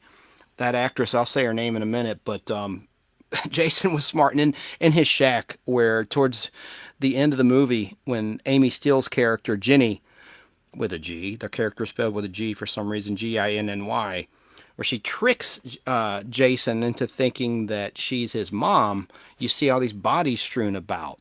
And you see that one girl, and she's just fine. She's dead, apparently, but not caught up, no blood, no nothing. So Jason, who knows what that sicko did with that poor dead girl. All right, so Friday the 13th Part 2 is an American 1981 American slasher film produced and directed by Steve Miner in his directorial debut. It was written by Ron Kurz, K-U-R-Z, Kurz. It is a sequel to obviously 1980's Friday the 13th and is the second installment in the franchise. Adrienne King, Betsy Palmer, and Walt Gorney reprise their respective roles from the first film as Alice Hardy, Pamela Voorhees, and Crazy Ralph. Amy Steele and John Fury also star. Taking place 5 years after the first film, Part 2 follows a similar premise, with an unknown stalker killing a group of camp counselors at a training camp near Crystal Lake. The film marks the debut of Jason Voorhees as the series' main antagonist and murderer. Originally, Friday the 13th Part 2 was intended to be an anthology film based on the Friday the 13th superstition. However, after the popularity of the original film's surprise ending, the filmmakers, where Jason took Alice down in the canoe, which was a dream, or was it? But we saw Jason nonetheless. That was a great makeup effect by Tom Savini. And I met the guy who played Jason. He's a hard rock band member, and he's a guitar player. I met him at Smith's Old Bar in the Atlanta, Georgia area back in 2010. He was playing with his band. Anyway, yeah, so it was going to be an anthology, which I think would have been stupid if they had done that. And but then when the film was popular, the first film, they decided to make it a continuation, which was the wise way to go. Like the original film, Friday the 13th Part 2 faced opposition from the Motion Picture Association of America, who noted its accumulative violence as problematic, resulting in numerous cuts being made to allow an R rating. The film opened theatrically on May 1st, my mother's birthday, in New York, Los Angeles, and San Francisco. Friday the 13th Part 2 received generally negative reviews, by eggheads and people that don't have a creative bone in their body. Movie critics are lame for the most part. You know, they're wannabe journalists, and they've never created anything in their life, most of them, except for maybe Roger Ebert. But what did he do? He did Beyond the Valley of the Dolls. He sucked too, in my opinion. No offense. I know a lot of people like Roger Ebert. But look, the ironic thing about Roger Ebert, people are going to hate me for saying this. The ironic thing is he got sick and his face literally turned into a giant asshole. Roger Ebert. If you look at pictures of him before he passed away, look, I'm probably going to hell for saying that, but he literally looked like a giant asshole, Roger Ebert. How fitting. Anyway, now that I've said that, it's probably going to happen to me. Anyway, it received negative reviews and was less financially successful than the first film, grossing $21.7 million in the U.S. on a budget of $1.25 million. Still, that's a huge. That's like $18 million in profit. A sequel, Friday the 13th Part 3D, was released 1 year later. And talking about all these cuts they made, like Danny and I talked about the scene where this couple's making love and they get speared together. They wind up making death. You see on the back cover of the old VHS tape, the DVD, it might be on the one I have before the camera right now. No, I don't think it does in that copy, but it did on the VHS and the Laserdisc. You saw the cut scene. And now on YouTube, thanks to our friends, let's see, at Shout Factory, they released a home video set, and they show a lot of the cut murder scenes and extended versions of the murder scenes, which is really cool. And it's on YouTube for free. Look up on YouTube Friday the 13th Part 2 Uncut Kills Shout Factory Collection Deluxe Edition Box Set. It's pretty cool. One thing's for sure. If you were doing drugs or drinking or fracking, fucking, you were dead in the Friday the 13th series. Jason didn't like that. Jason didn't like people having a good time. And, if you were smoking a joint, you were dead. That's for sure. Or if you were having sex, you were dead. And I just, like I said earlier, I really felt bad about I thought Mark's death was particularly brutal because he was already handicapped, and then they put that machete in his face, and that scene's always cut from TV. That was a bit much, even for me. I have a very strong stomach, but I just thought, wow, that's pretty bad. Let's see. Yeah, I love the potato sack, Jason, like Danny when he called in and I talked about. And I'm going to play a little bit of some of this. Will make no sense. It's visual, but here's some of the extended murders. It might be good audio for the sound effects. If not, I'll stop it. I haven't pre-screened this, but here's Friday the 13th, Part 2. Extended murder scenes, death scenes. It's good shit. Uncut Kills. That's Mandrafini's great music. And this is the scene where Alice goes to the fridge, sees the head in the fridge, she screams, and there's more of the ice pick going in her brain. It's fucking awesome. Yeah.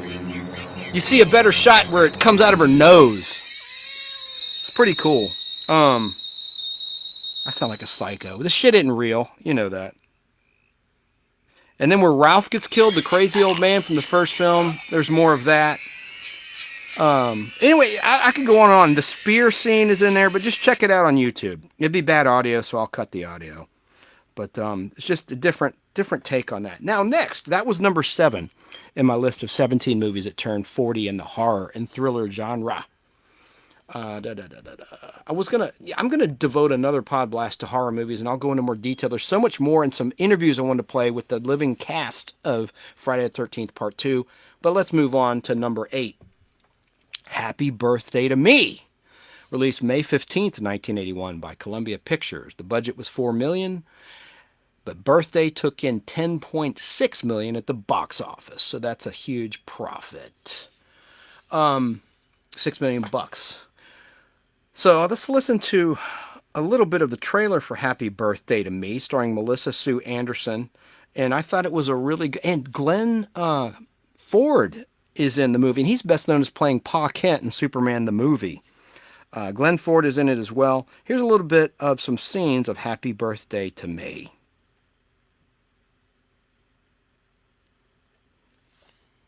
Starring Melissa Sue Anderson from Little House on the Prairie.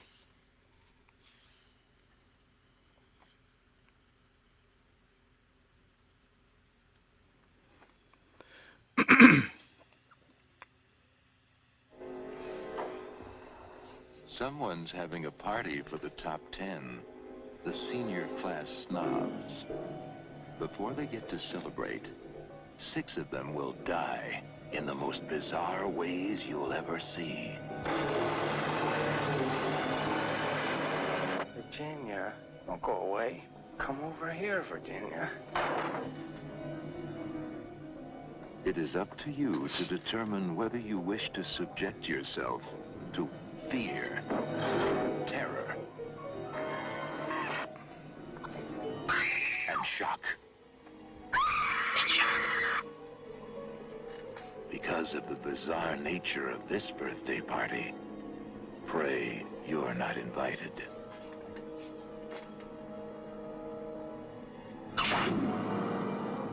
Shows a big axe going into a birthday cake. I love that movie. There were some really cool death scenes and gags in that movie, as I call them. Like dudes lifting weights, and the killer drops weights on the guy's balls, on his testicles, and then, well, I don't want to say what happens. And then another guy gets the motorcycle spokes tear off his face. And then my favorite is the shish kebab. This guy gets a shish kebab down his throat. And there's a cool scene similar to the one at the end of Friday the 13th Part 2, where you see all the bodies in Jason's shack, his death shack, not a love shack, not like the B-52's love shack. And there's a scene like that in Friday and Happy Birthday to Me, where you see all the bodies lying around for a demented birthday party. And it's really cool. And you don't really know who the killer is right away. You think you know the killer, but there is a twist. So that was pretty cool. And there's a lot of really cool death scenes. Just like the trailer said, it didn't lie. There's some really cool, bizarre murders in that movie. Some great murder scenes. So happy birthday to me. Let me tell you some factoids about that movie.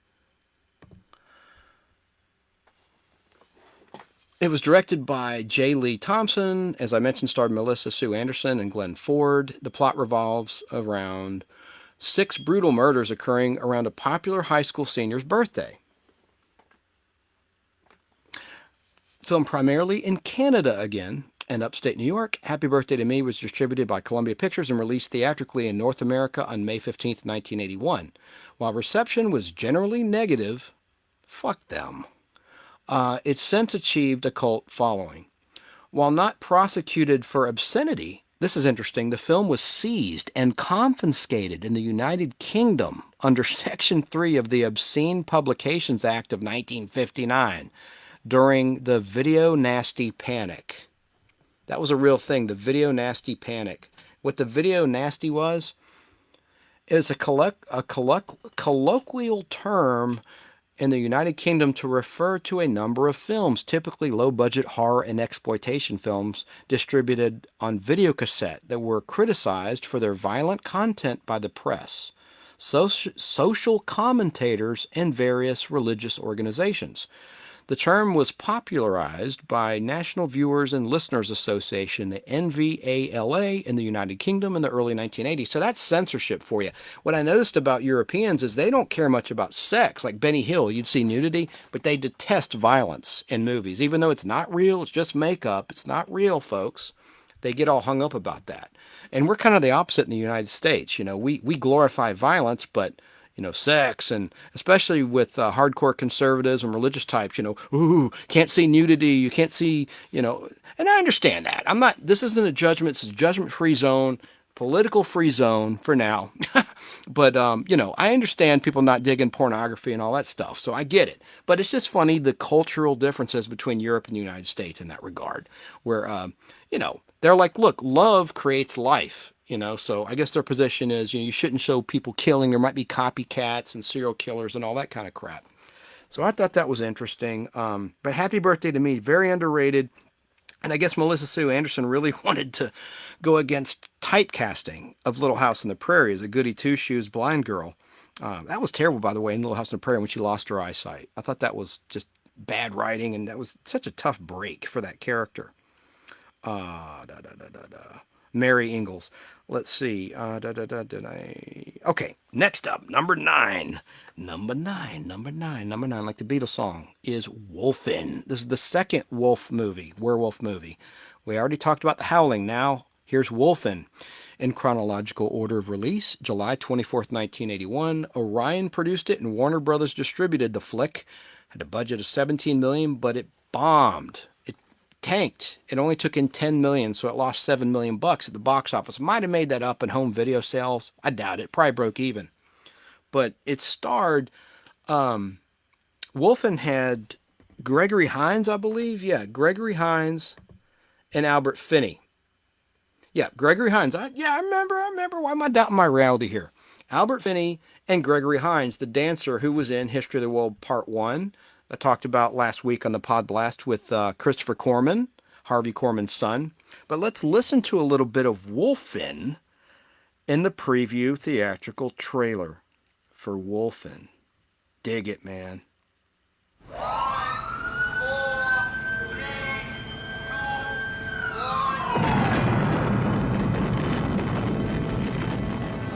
Orion Pictures presents Wolfen.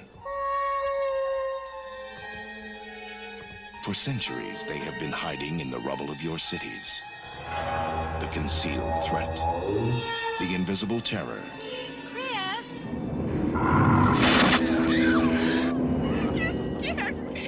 They can sense the rhythm of your blood. Hear clouds pass overhead. See where you are blind. Infrared. A force so deadly, it will tear the screen from your throat. Wherever you are, they are. Somewhere in the world, every other day, a corporate executive is assassinated. Team her up with Wilson. There's not a trace, not a speck of metal. Nothing softer could have ripped and ravaged like this. Is it an animal? Well, it ain't human. Do you realize how many people disappeared without a trace? Something out there might be eating people. Did you hear that? What do you think it was? You were being lured. We were being separated. By what? The carnivore. You got yourself some kind of meat eater. Meat eater. What is it? It's wolfen. They're only animals. But they might be gods. In their eyes, you are the savage.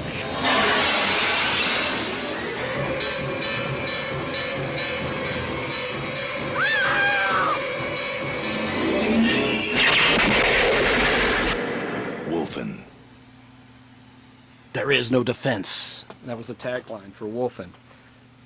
What was cool about Wolfen is that you had this infrared, like when the wolf was hunting its prey, you saw this infrared effect. It was kind of cool at the time. Now it's kind of old hat. But Wolfen was a 1981 crime horror film, and it was based on a 1978 novel, The Wolfen, starring Albert Finney and Gregory Hines. The film follows a city cop who has been assigned to uncover what is behind a series of vicious murders.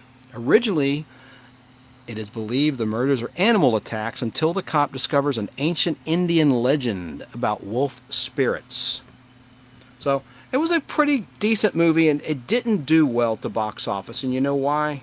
Well, it's bad timing. Bad timing, and there was another movie that was released that same weekend. It's more of a thriller than a horror movie. And it starred, of all people, can you guess it? John Travolta. Going to give you some hints. John Travolta starred in this movie as a sound technician. And this movie was directed by Brian De Palma, who had just done Dressed to Kill in 1980, starring Angie Dickinson. Have you guessed it yet? Well, I'm going to play a little bit of the preview for you. It was a pretty cool movie called Blowout, starring John Travolta and John Lithgow, of all people, as the killer. And he was cutting Liberty Bells out of people's hearts. Women. He was killing prostitutes. And it was a pretty graphic movie. Let me see if I can get it to go here. The trailer. In the beginning, you see a mic, a boom mic, right? This is what John Travolta's character does. And he accidentally records something with his boom mic that he shouldn't have. Sound that no one was ever supposed to hear. Damn it.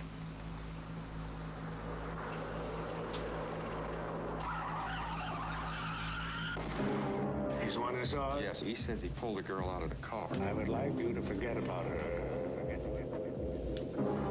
Yeah, that's what I heard just before the tire blew out. You're right, it was a shot. He recorded a murder. They say it never happened.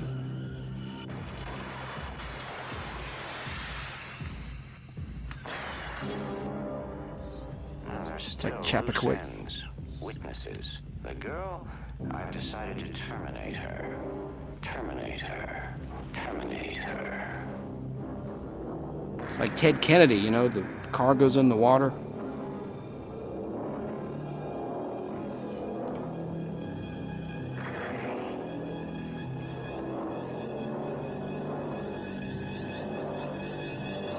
Also in the cast is Nancy Allen, who also was in Dressed to Kill.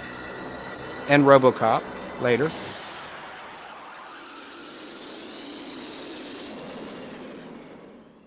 Blowout. Brian De Palma's Blowout. Now you hear it. Now you don't. Rated R. And that was a thriller more than a horror movie. But like I said, John Lithgow is playing a psycho that's killing these women and cutting Liberty Bells into their hearts. Like, you know, The City of Brotherly Love. Dennis Franz was in it before he was in NYPD Blue.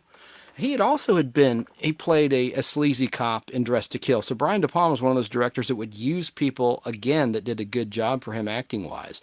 But, I mean, I thought it was too soon. He basically took, except for Angie Dickinson and some others, the whole cast of his previous film, Dressed to Kill, for Blowout. But I loved it. And I remember it ran on HBO. And, guys, I know I sound like a creep. I'm going to sound like a pervert, but I'm just telling you a factual story. When I was going through puberty, there's a scene in Blowout in the beginning where you see a bird's eye view of someone looking in a window, and you see a girl. She's masturbating. I'm just saying, it's true. It's in the movie Blowout. Hey, Brian De Palma did that, but I thought that was hot. It shows a woman, diddling herself. Anyway, that's in the movie Blowout. So, Blowout is a 1981 American neo-noir mystery thriller film written and directed by Brian De Palma, as I said. Starring John Travolta, as I said, as Jack Terry, a movie sound effects technician from Philadelphia, hence the Liberty Bell heart-carving gimmick, who, while recording sounds for a low-budget slasher film, captures audio evidence of an assassination involving a presidential hopeful. Nancy Allen stars as Sally Bedina, a young woman involved in the crime. The supporting cast includes John Lithgow and Dennis Franz. I just said that. The film's tagline in advertisements was, "Murder has a sound all its own." Directly based on Michelangelo Antonioni's 1966 film Blow Up, the film replaces the medium of photography with the medium of audio recording. The concept of Blowout came to De Palma while he was working on the thriller Dressed to Kill. The film was shot in late autumn and winter of 1980 in various Philadelphia locations on a relatively substantial budget of $18 million. Blowout opened to minuscule audience interest at the time of release, despite receiving a mostly positive critical reception. The lead performances by John Travolta and Nancy Allen, and the direction by De Palma, and the visual style were cited as the strongest points of the film. Critics also recognized the stylistic and narrative connection to the work of Alfred Hitchcock, whom De Palma admires. Over the years since its initial theatrical release, it's developed the status of a cult film and received a home media release by the Criterion Collection, a company which specializes in, quote, important classic and contemporary film, unquote, which reignited public interest in the film. So it had a budget of $18 million and it made $13.8 million at the box office. So those were two duds that same weekend, actually, Wolfen and Blowout. Now that takes us to number 11 on my list of 17 movies in the horror and thriller genre that turned 40 in 2021. Number 11 is a classic, An American Werewolf in London, released August 21st, 1981 by Universal Pictures. The budget was $5.8 million, but the box office was $62 million. It did extremely well. And here are some scenes from the classic, An American Werewolf in London. Let's listen. And this is from the theatrical trailer preview.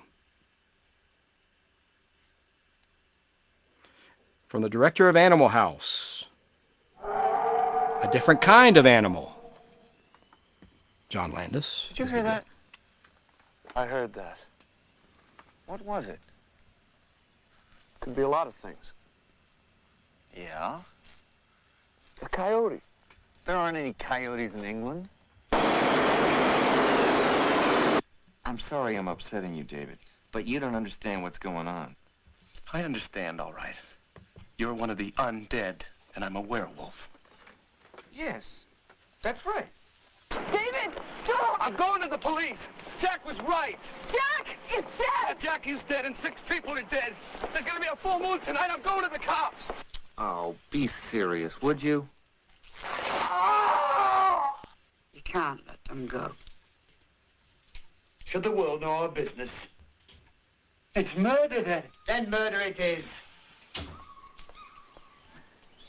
Excuse me.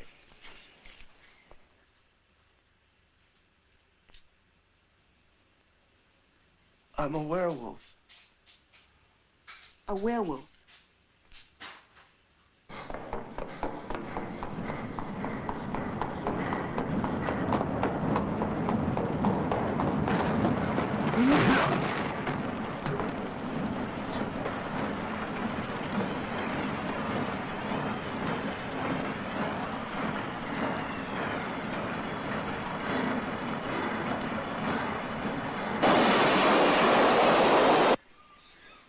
better. A naked American man stole my balloons. What? Let me through! Let me through!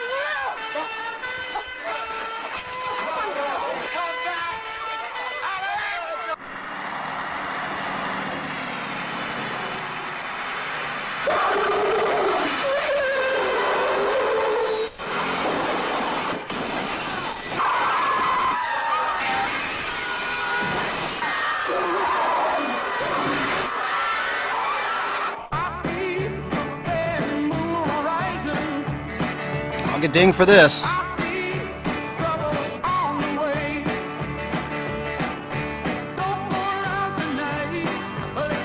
Oh, I'm gonna get dinged for this. Oh, here it comes, I bet. Yep. Creedence Clearwater Revival.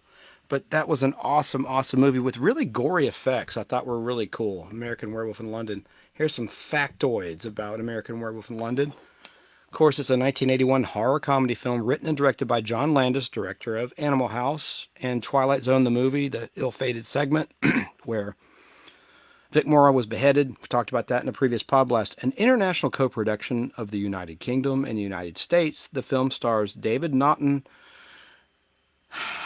And the film's plot follows two American backpackers, David and Jack, who are attacked by a werewolf while traveling in England, causing David to question whether he will become a werewolf under the next full moon.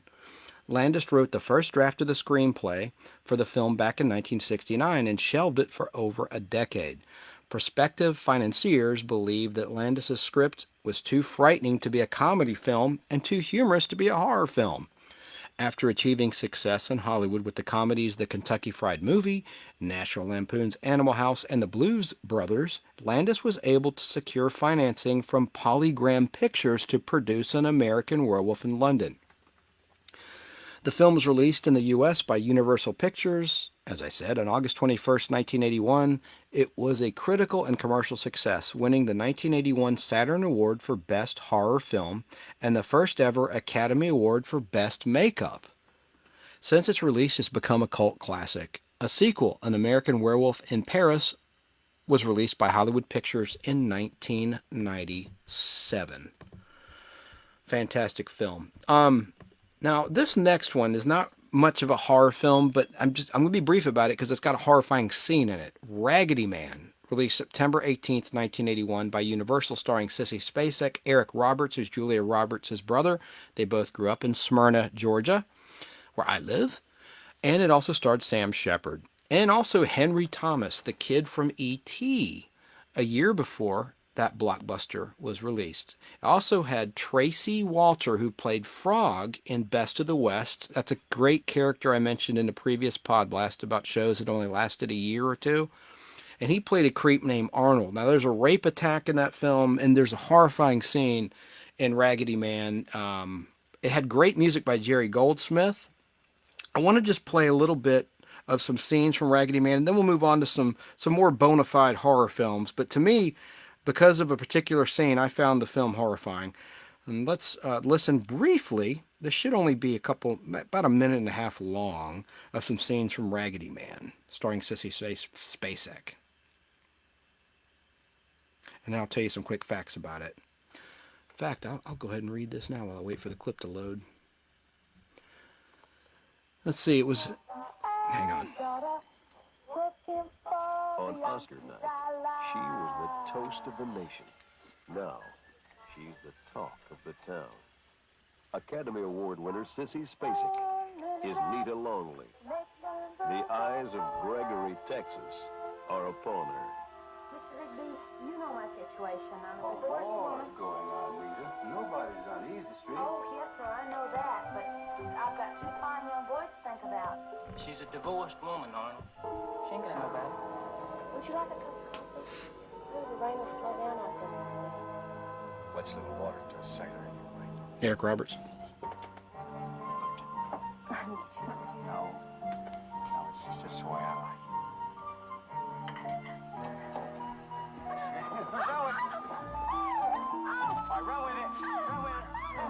Well, this is pretty bad audio, so I'll just cut it short.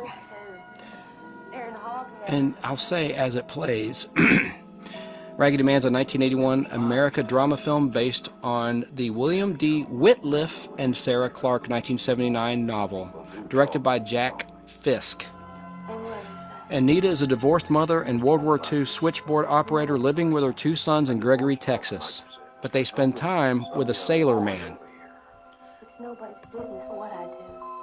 This town doesn't own me. I thought you weren't supposed to have no visitors over there. There's Frog, the guy that played Frog I talked about.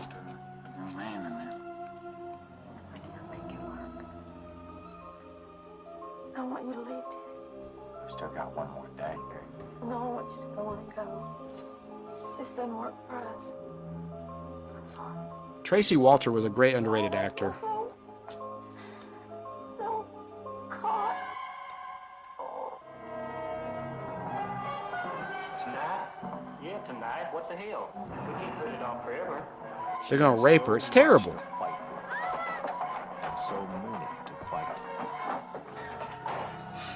Academy Award winner Sissy Spacek is Nita Longley. Raggedy Man. All right, well, anyway, that movie turns 40 this year, or did in 2021. Continuing on with the horror. Now we have a real horror movie, and, this was, I can't believe this movie's 40 years old. I had no idea it was 40 years old. And I'm going to play some elements from 35mm film in a little bit. Evil Dead. The Evil Dead. Classic by Sam Raimi. Released October 15th, 1981. Distributed by New Line Cinema. Had a modest budget of $375,000, but the box office took in $2.7 million and $29.4 million worldwide. Evil Dead focuses on 5 college students vacationing in an isolated cabin in a remote wooded area after they find an audio tape that, when played, releases a legion of demons and spirits. 4 members of the group suffer from demonic possession, forcing the 5th member, Ash Williams, played by the great Bruce Campbell, to survive an onslaught of increasingly gory mayhem.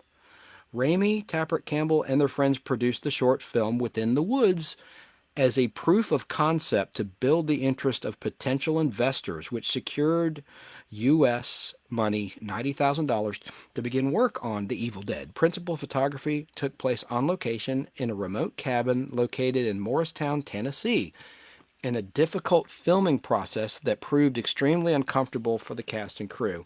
The film's extensive prosthetic makeup effects, that's like rubber, and the stop-motion animations, which is where you take a clay object and shoot it frame by frame, like you did the Adet Walkers in The Empire Strikes Back, for instance, or the Ray Harryhausen films like Clash of the Titans, his last film, and Seventh Voyage of Sinbad.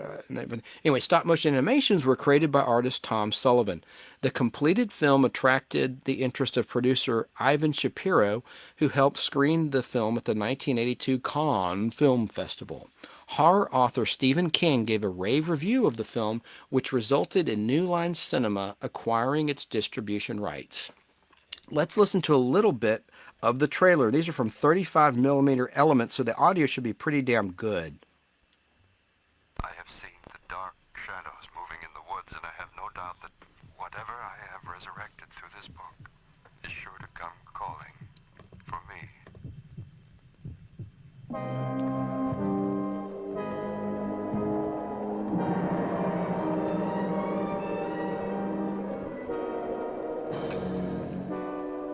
No, it was the woods themselves. They're alive, Ashley.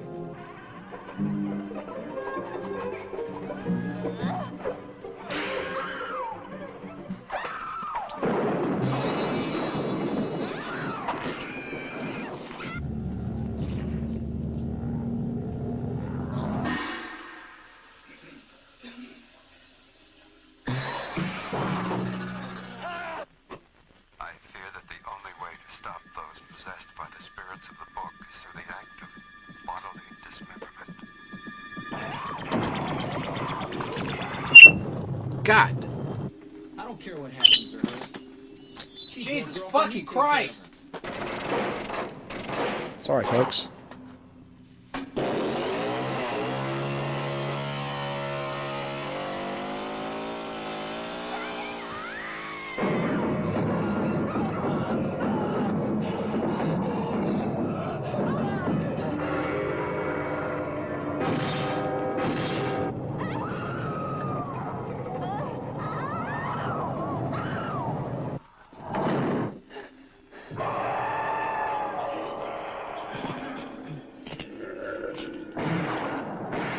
Evil Dead.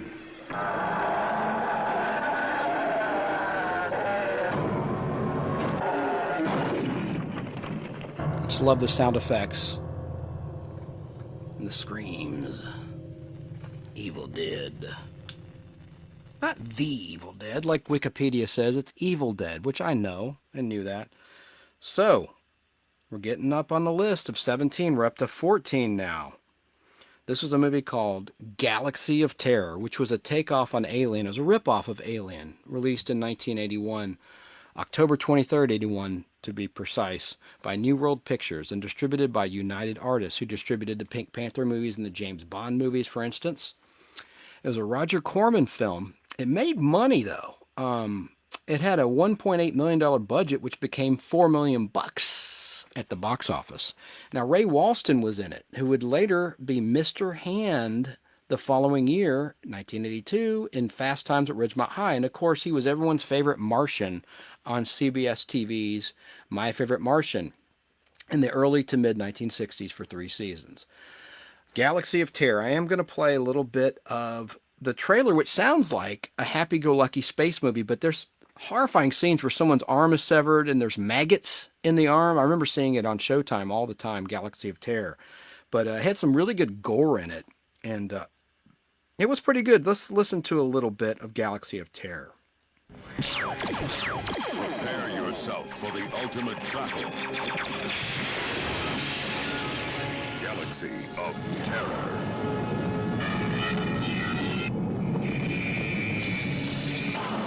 Hell has just been relocated. It orbits a burned-out star at the edge of the galaxy.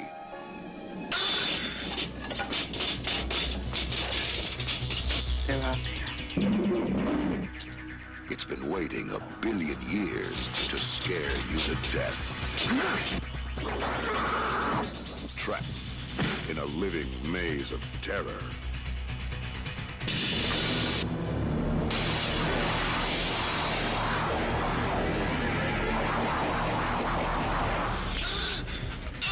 What are the odds of us getting out of here? What are the odds? We lose. Stranded astronauts Edward Albert and Aaron Moran battle hordes of hideous shadow demons, encounter the razor-sharp living glass, brave the pit of doomed souls, just to discover the only way out is death.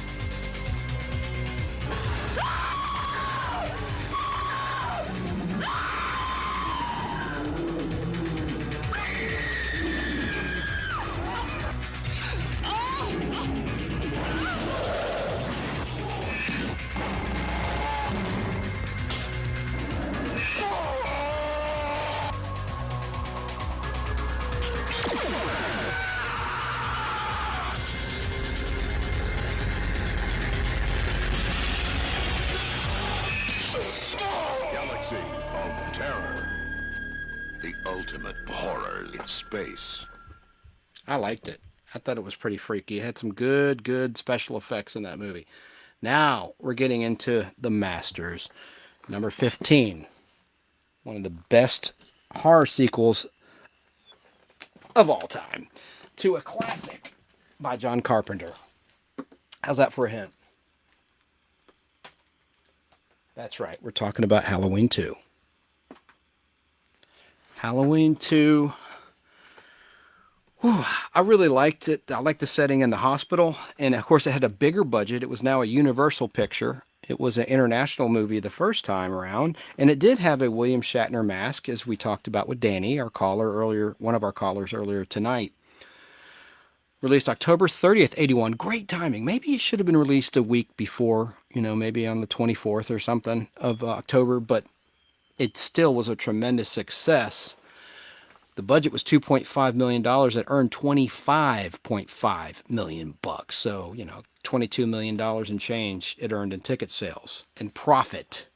So that's super strong. I want to play a little bit, of course, of the preview to Halloween 2, The Night He Came Home Again. And it takes place that same night, which I like, as the first film. And I really, really liked it. As you can see on camera, there's my Blu-ray copy of it. The channel. There we go.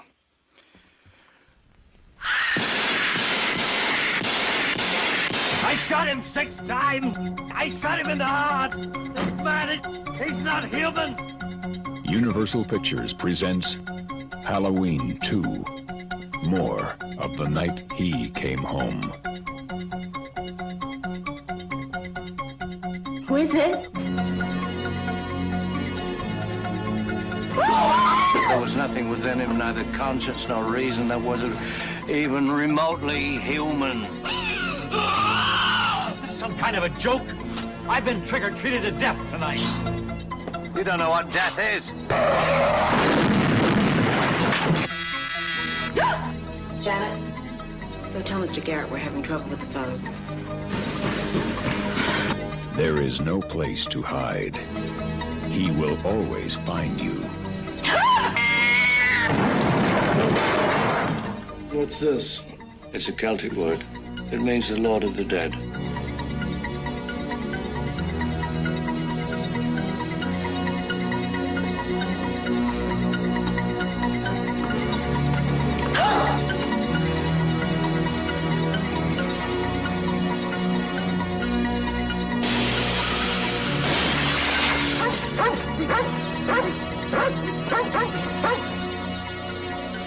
Mr. Garrett?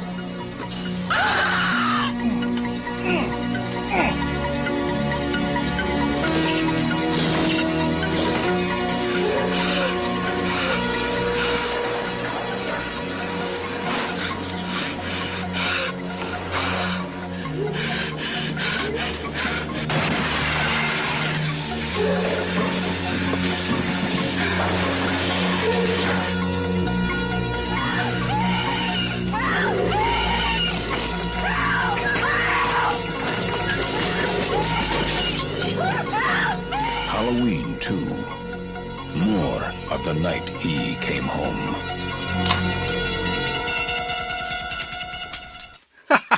If you're watching on the camera, I was having a little fun with the little mask. It reminds me of a scary mask from a movie from 1976. I'll talk about at the end of the show. Horror movie Alice, Sweet Alice, otherwise known as The Communion, starring Brooke Shields as a little kid killing people. Or is she? So, Halloween 2. Loved it. Of course, it was a 1981 American slasher film directed by Rick Rosenthal in his directorial debut. Written and produced by John Carpenter and Deborah Hill, and starred, of course, Jamie Lee Curtis and Donald Pleasance, who reprised their respective roles as Laurie Strode and Dr. Sam Loomis.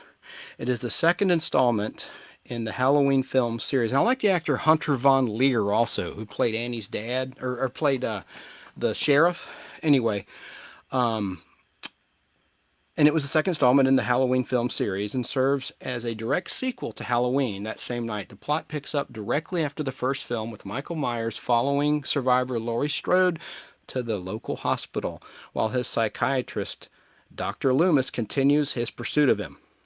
Though Carpenter and Hill co-wrote the screenplay to the sequel, Carpenter was reluctant to extend his involvement and refused to direct. Instead, probably counting his money at this point, he was very successful with the first Halloween, instead appointing the direction to Rosenthal.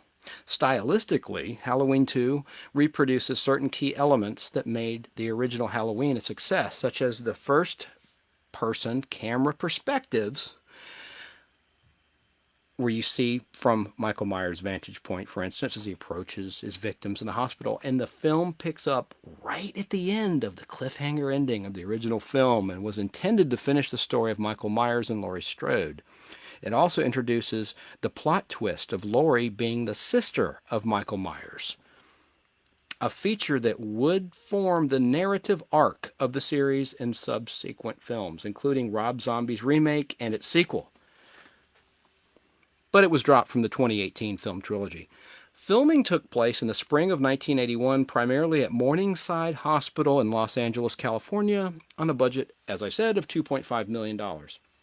Halloween 2 was distributed by Universal Pictures and premiered in the United States on October 30th, 1981. The film was a box office success, grossing over $25 million domestically, though it received mixed reviews on the critics. Assholes. With praise from its performances and atmosphere, but drew significant attention from film critics who criticized its overt violence and gore compared to the original film. Now, there was a really terrible scene, because I love this actress, Pamela Susan Shoop, and she plays a nurse, and she basically gets her face melted off when Michael Myers adjusts the heat of a sauna, in the hospital. And her skin comes off, and it's terrible because she's nude, and you see her boobs flopping around. Her skin is just literally coming off. It's a pretty brutal murder. And then also, God, what's that actor's name? He plays the doctor, Ford Rainey, and he gets like an injection in the eye, and he's dead in his chair, the doctor. That was a cool little gimmick. But who else is in the cast is Lance Guest, who later would star in The Last Starfighter, which is kind of a geeky movie about a kid trapped in a video game. It didn't do very well at the box office, but it was kind of a cool movie. But Lance Guest played kind of a love interest for Laurie. And he played, I think he played a paramedic, or like a, what do you call it? Like a, not like an intern type. Anyway.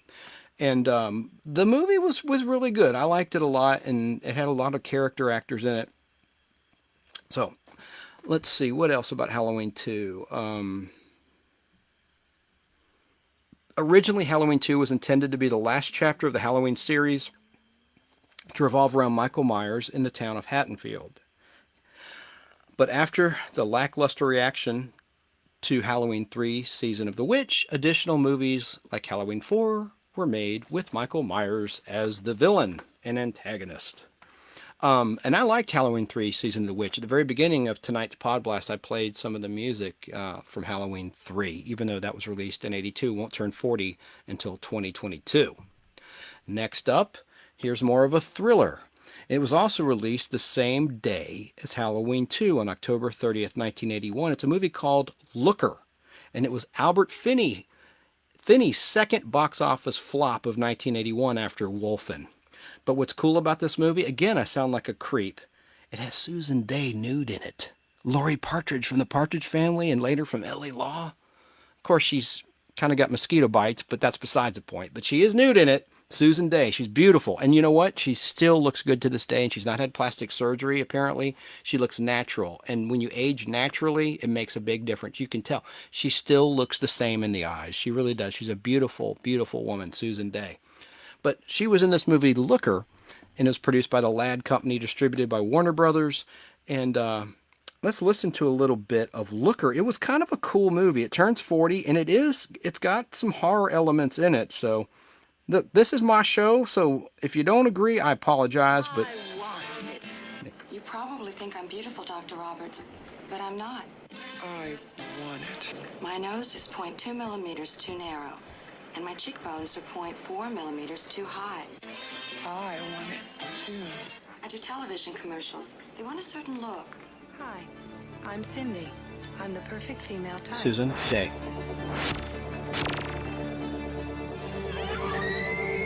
Hi, I'm Cindy. I'm the perfect female type. You don't know what's going on. This is more than commercials. They're killing all the girls that are perfect. I did surgery on several girls a few months back. There have been some suicides. What have you got me mixed up in? I have a right to know if somebody's trying to kill me.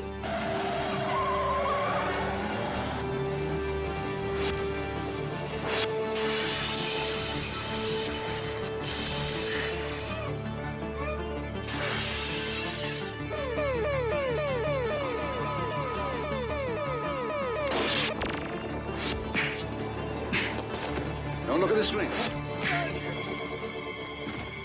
It looks could kill. Looker. I liked Looker. James Coburn was in it too. I thought it was a very intriguing movie about models. And like I said, Susan Day's in it, Albert Finney, James Coburn. Another actor I like a lot, Terry Kaiser, who the layman will know as Bernie from Weekend at Bernie's, The Corpse. He's been in so much other stuff, like my beloved series, The Fall Guy. He was in every episode, every season, all 5 seasons plus the pilot. I just think he's great. He was in Steel with Lee Majors, a movie I like a lot. Anyway, that's Looker. Let me read you a little bit about Looker. So Looker, the 1981 American science fiction thriller film written and directed by Michael Crichton, the author, and starring Albert Finney, Susan Day, and James Coburn. The film is a suspense science fiction piece that comments upon and satirizes media, advertising, television's effects on the populace, and a ridiculous standard of beauty. Though sparse in special effects, the film is notable for being the first commercial film to attempt to make a computer-generated, three-dimensional, solid-looking model of a whole human body. Holy Max Headroom, Batman! However, as with its predecessors Future World, Star Wars, and Alien, this was an example of CGI representing CGI, and only depicted on CRT screens in the movie rather than being used as a special effect. The model had no skeletal or facial movements and was not a character. Looker was also the first film to create three-dimensional 3D shading with a computer months before the release of the better-known Tron. That's why I like Looker. It was scary. It had horror elements in it, trust me. So the plot, Dr. Larry Roberts, Albert Finney, a Beverly Hills plastic surgeon, is puzzled when 4 beautiful models working in television commercials request cosmetic surgery to make changes so minor as to be imperceivable to the naked eye. When these models start later dying under mysterious circumstances, where have we heard that? Suicide, like Epstein. He discovers they are all linked to the same advertisement research firm.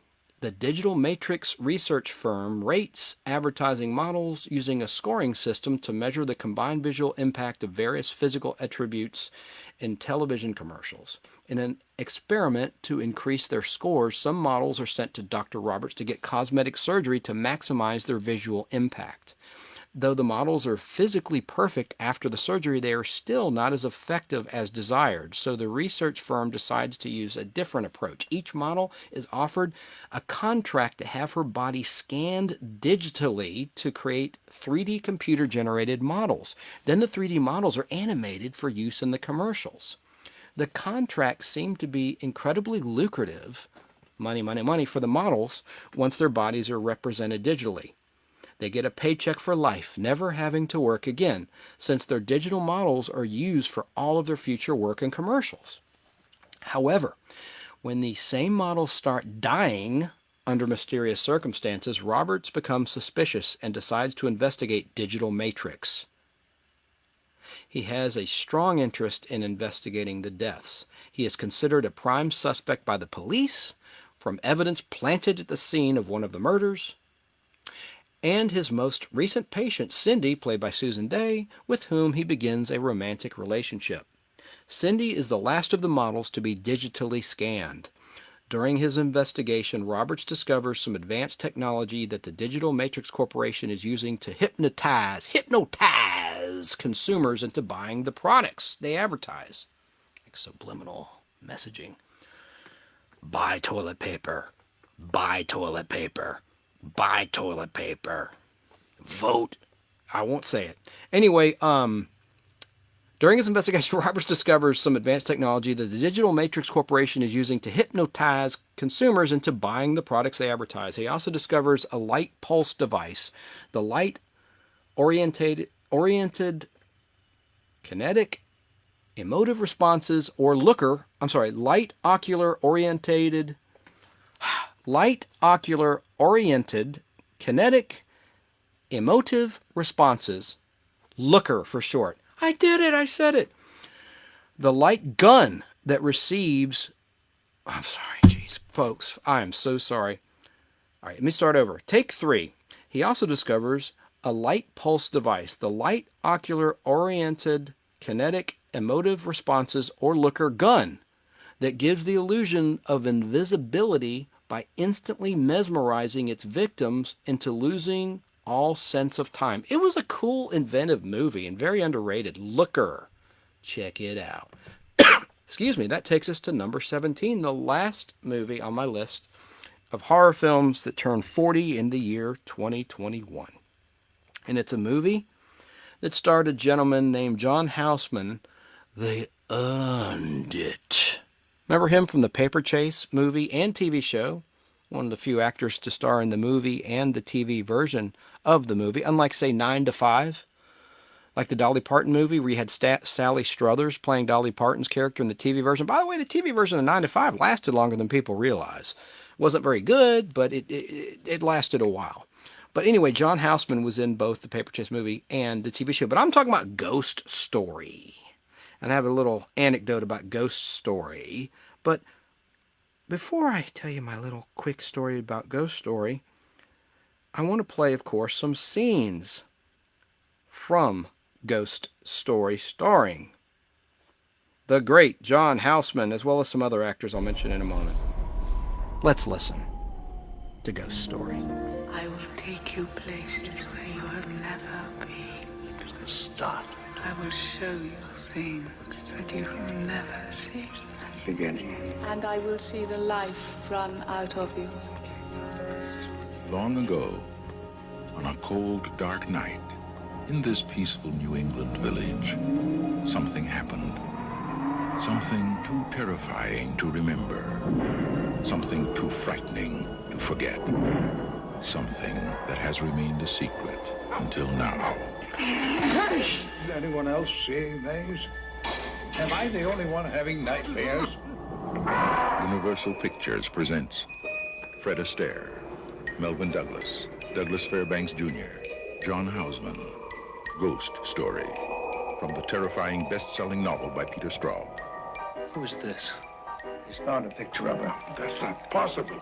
The girl, the men, the evil, silence. Dad, I'm telling you, something happened. I'm telling you something. I think he may have been murdered. The house, the fear, the nightmares, the vengeance, the terror, the truth. Not now, Rick.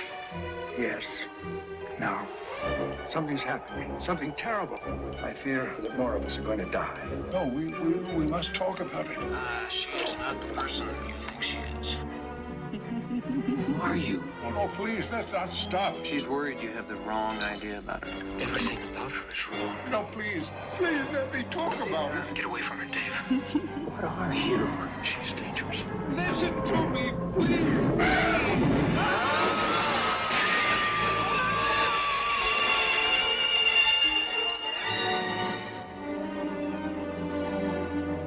Soon they will learn that they have never been forgiven. Ghost Story. The time has come to tell the tale.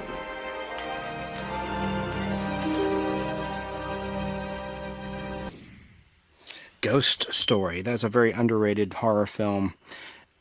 And it was released on December 18th, 1981. It was an American supernatural horror film directed by John Irvin, starring, as you heard, Fred Astaire, Melvin Douglas, Douglas Fairbanks Jr., John Houseman, Craig Wasson, and Alice Krige, based on the 1979 novel of the same name by Peter Straub. It follows a group of elderly businessmen in New England who gather to recount their involvement in a woman's death decades prior, when one of them suspects her ghost has been haunting him. It was the last film to feature Astaire, Fairbanks, and Douglas. Melvin died 4 months before the film's release, and the first film to feature Michael O'Neill. The film was shot in Woodstock, Vermont, Saratoga Springs, New York, and at Stetson University in DeLand, Florida.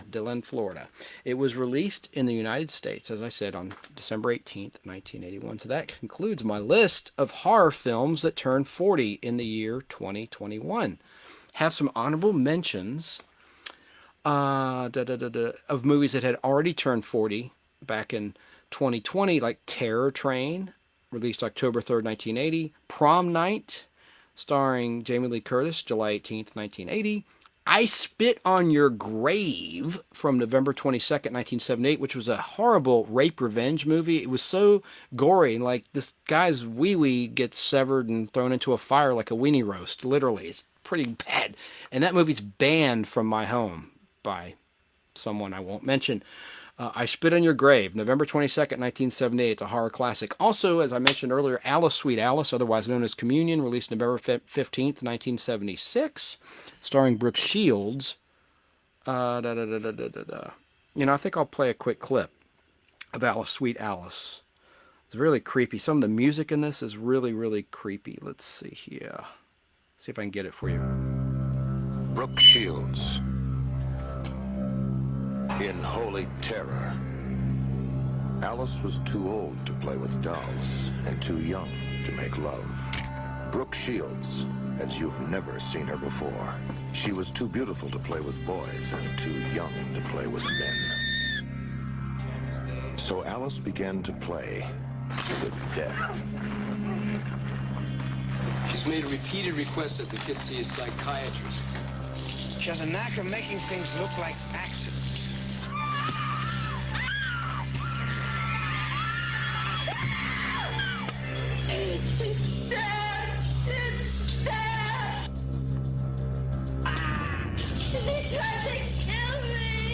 No more dolls, no more toys.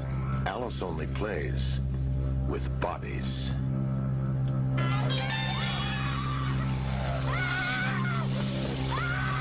It's too late to save her.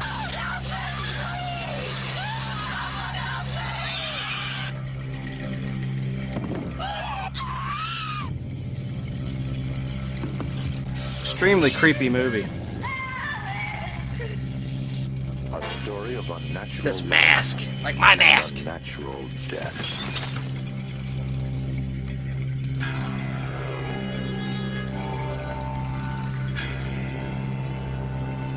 Brooke Shields in Holy Terror. Alice, Sweet Alice. It's too late for prayers. Otherwise known as the Communion and Holy Terror. And there's a scene where these toes are cut off with a butcher knife in a shower. In the rain or whatever. Shower rain.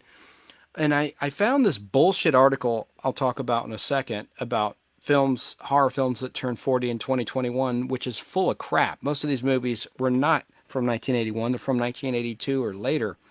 Got one more honorable mention of a horror movie that is a drive-in classic filmed in the state of Georgia back in 1975 in Clayton, Georgia, up north in the mountains.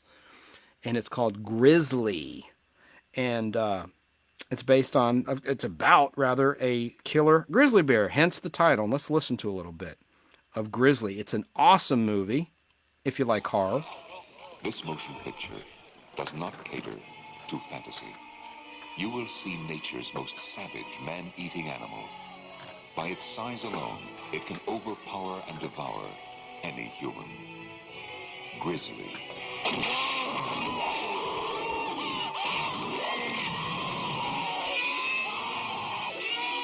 Hey, you got your head in the sand. We got a killer grizzly on our hands. Scott, you're a maniac. Always we're running around in costumes. There are no grizzlies. Oh, you let's go, Scott. Over 18 feet tall, over 2,000 pounds. The largest carnivorous ground beast in the world. What's kind of cool is, it sounds sick. It shows a kid getting killed, his arms ripped apart in front of his mom, which is taking her laundry off the clothesline. You never see kids getting killed in a movie like Children of the Corn. Not that I like that. It's not real. Anyone is fair game, because this grizzly preys on the easiest food of all, man. Listen, campers come in here, they leave food around, the bears get the smell of it, and that's it. Well, this is different. This bum's eating his victims. It's not just a camping ground, it's a feeding ground, and no one is safe.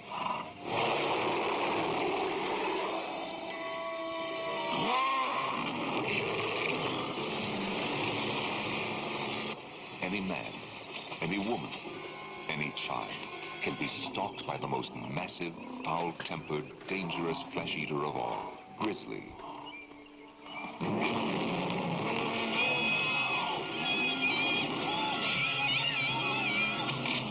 That thing seems to know what we're thinking. The grizzly is an animal, Kelly. Don't give it human qualities. See, he doesn't understand that we're dealing with a highly intelligent beast.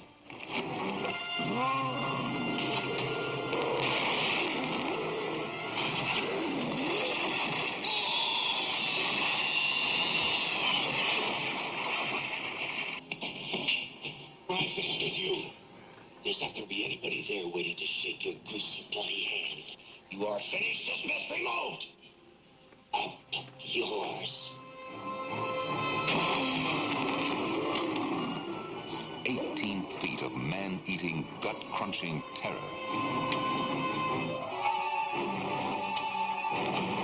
The deadliest jaws on land belong to Grizzly.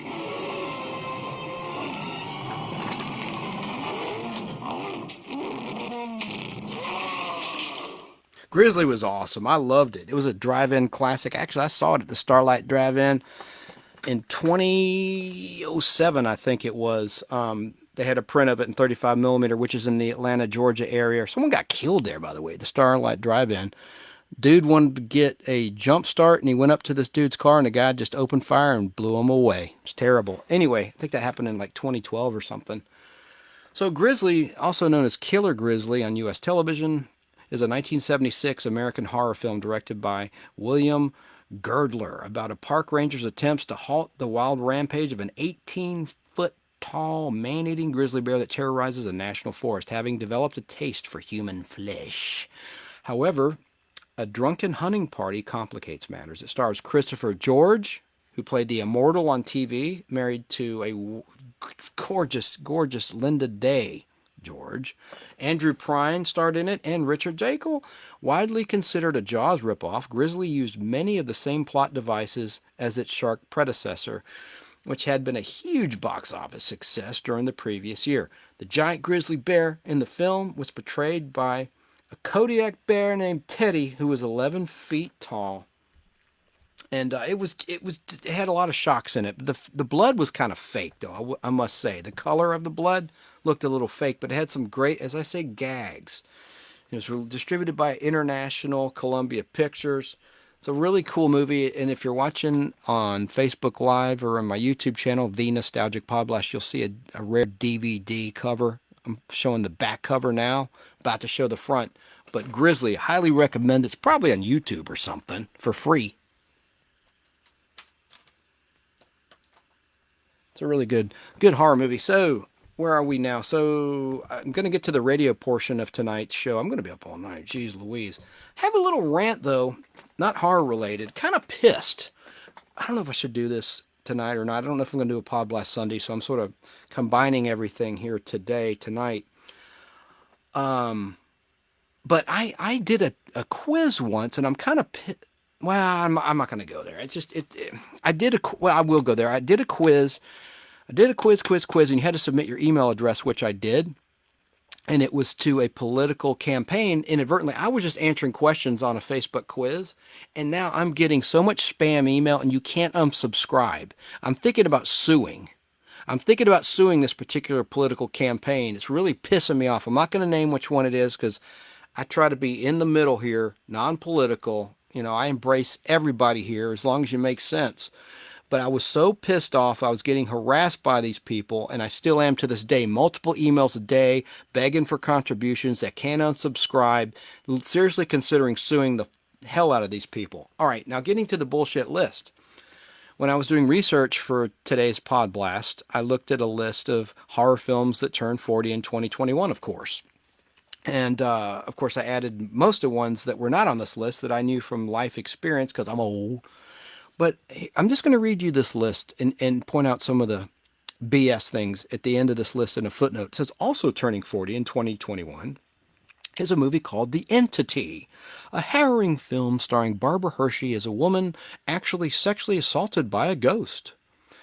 No, it was not released in 1981. It was released in 1983, but abroad released September 30th, 1982. Oh my God, I got a call coming in. Oh.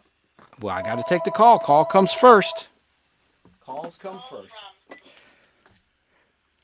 The Nostalgic Podblast, you're on the air. Who is this?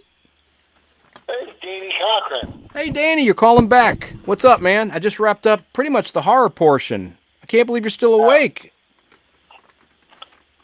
Well, I'm still awake. Good. I'm glad I didn't put you to sleep. What's up? Well, I was just seeing where you're at with your show. I just wrapped up on the horror. I was going to go into... It's perfect timing because I was going to go into a 2 hours of radio that we did on TZA about horror with a couple of ghosts named Al and Tom. But what you got? I'm not sure where you're at, so I'm just trying to, like, you know. What do you mean where I'm at? I mean, I finished talking about horror movies. Oh, okay. So what's up?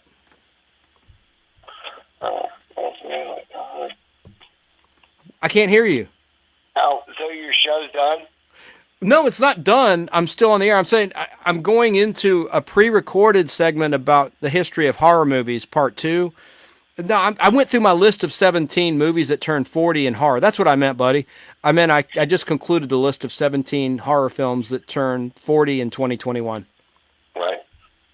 Here, I'll read you the list. Now that I've done it, let me just read you the list. So, you know, I talked about Scanners, number 1. Number 2 was My Bloody Valentine. Number 3, The Howling. Number 4, The Funhouse. 5, Omen 3, The Final Conflict. 6, The Hand. 7, Friday the 13th, Part 2. 8, Happy Birthday to Me. 9, Wolfen. 10, Blowout, starring John Travolta. 11, American Werewolf in London. Oh, yes. 12, Raggedy Man. Oh, 13, no. 13. Let me finish the list. 13, Evil Dead. 14, Galaxy of Terror. 15, Halloween 2. And then Looker, 16, and 17, Ghost Story. That's it. Let's talk about, like, Werewolf in London. Yeah. Yeah. That was a good movie. Oh, hell yeah. By the director of Animal House, John Landis. And it had comedy and horror. And how about those makeup effects? And when he transformed into a wolf for the first time, that rivals CGI. Yeah. I mean, it was practical effects. And it's so impressive. The one thing I really liked is, like, where, like, the main character, he's like, he doesn't believe in it, Right. Like, oh, this is all BS. And he sort of screams. Because he's, like, been, like, pacing around, like, looking at books or pacing around the apartment, like, this is not real, this is not real. And then he sort of, like, like, Rah! Yeah. The acting makes it. He sold it. The actor sold it, right. Yeah, well, and I thought it was, like, sort of like a scream of frustration, But then he starts changing. And it's like, yes, this is real. You're becoming a freaking werewolf. Right. And it was, like, looked very painful. That, like, where his fingers grow. You know what I'm talking about. Yeah, and his spine, too. It looked gross. Like, he seemed to be in immense pain as his spine was bending. Yeah. I mean, what a great moment of, like, horror cinema. Yeah, buddy. I mean, he's becoming literally a beast. Yeah. But, like, if you compare that to, like, the Universal Studios, like, like the Wolfman, boy, Lon Chaney, like, where he's sort of, like, sitting there, like, his face is getting fuzzy, growing hair. Yeah. But take the idea of, like, you're, like, becoming this wolf, and, like, your entire body is changing, and it's painful. That was, like, really, terrifying. Absolutely. They sold that whole scene with the directing, the music, the acting, and the effects. It all combined to create a masterful illusion. Yeah. anything about Halloween 2? I talked about that terrible scene where the girl's face is melted off and her boobs in the hot tub. Yeah, I remember watching that with you. Because you're aroused one minute and horrified the next. I mean, it was a terrible scene. Well, yeah. I mean, that's what horror's supposed to do. True, but I mean, you know, to combine nudity with a dismemberment, that was pretty brutal. Well, I mean, no, it makes sense. It's like, especially where, like, yeah, here's something like pretty or something you're aroused by, and now like it you know, something bad is going to happen. I mean, that's terrifying. You know. Right on, brother. I guess it's real. I mean, can you imagine what real paramedics see every day when they arrive on an accident scene? Or Yep. Nightmares for a year. I bet they have nightmares for a year.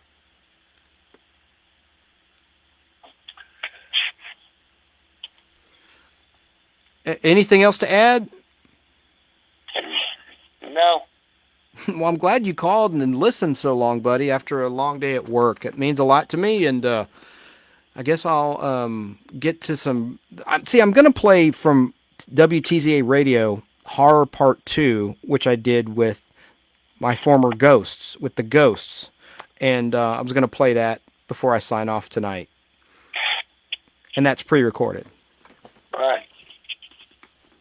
Okay. What are you doing?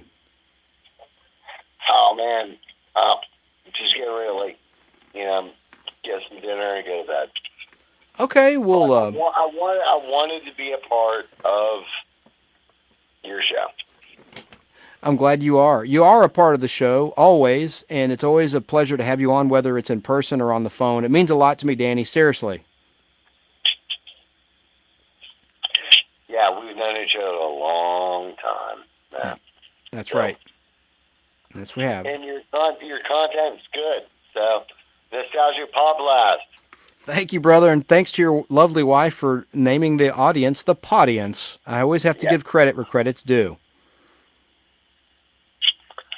And your wife's name is Carrie, right? First name. I won't mention last names, but K-A... How do you spell it? K-A-R-I?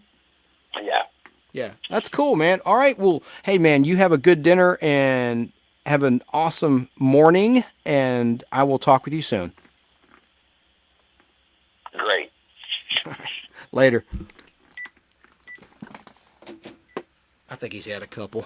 God bless him. I don't blame him. He's a hard-working man. He deserves to have a couple. Hoist a couple. Why not? And he's got good commentary, and he's right. We have known each other a long time. My mom is a retired school teacher, as is his mom. They both work down the hall from each other at Soap Creek Elementary in East Cobb County. Nobody knows or cares, in Marietta, Georgia.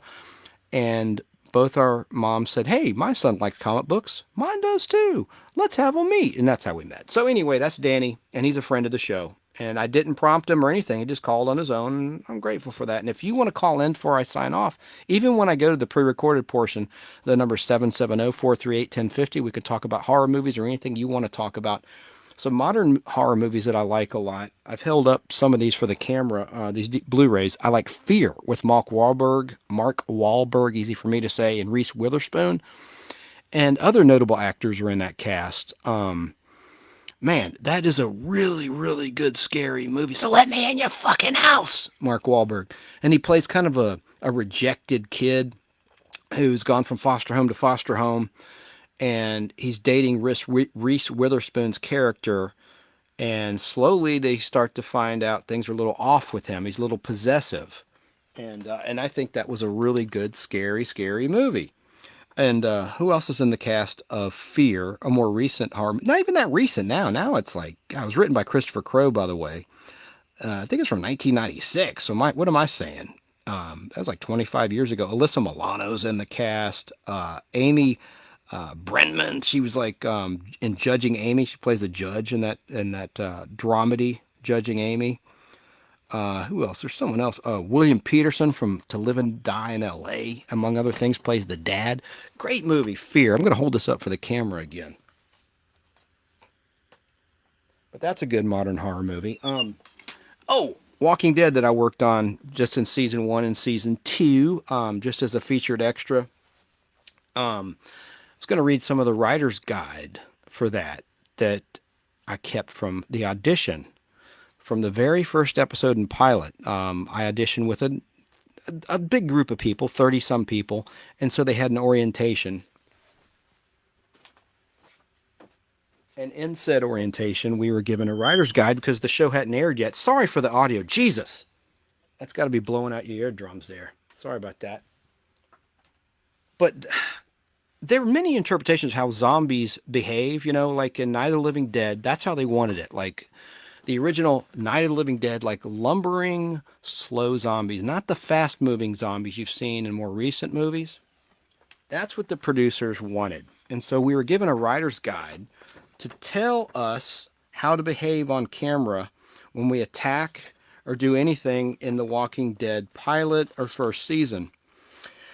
And this document, I'm going to hold it up.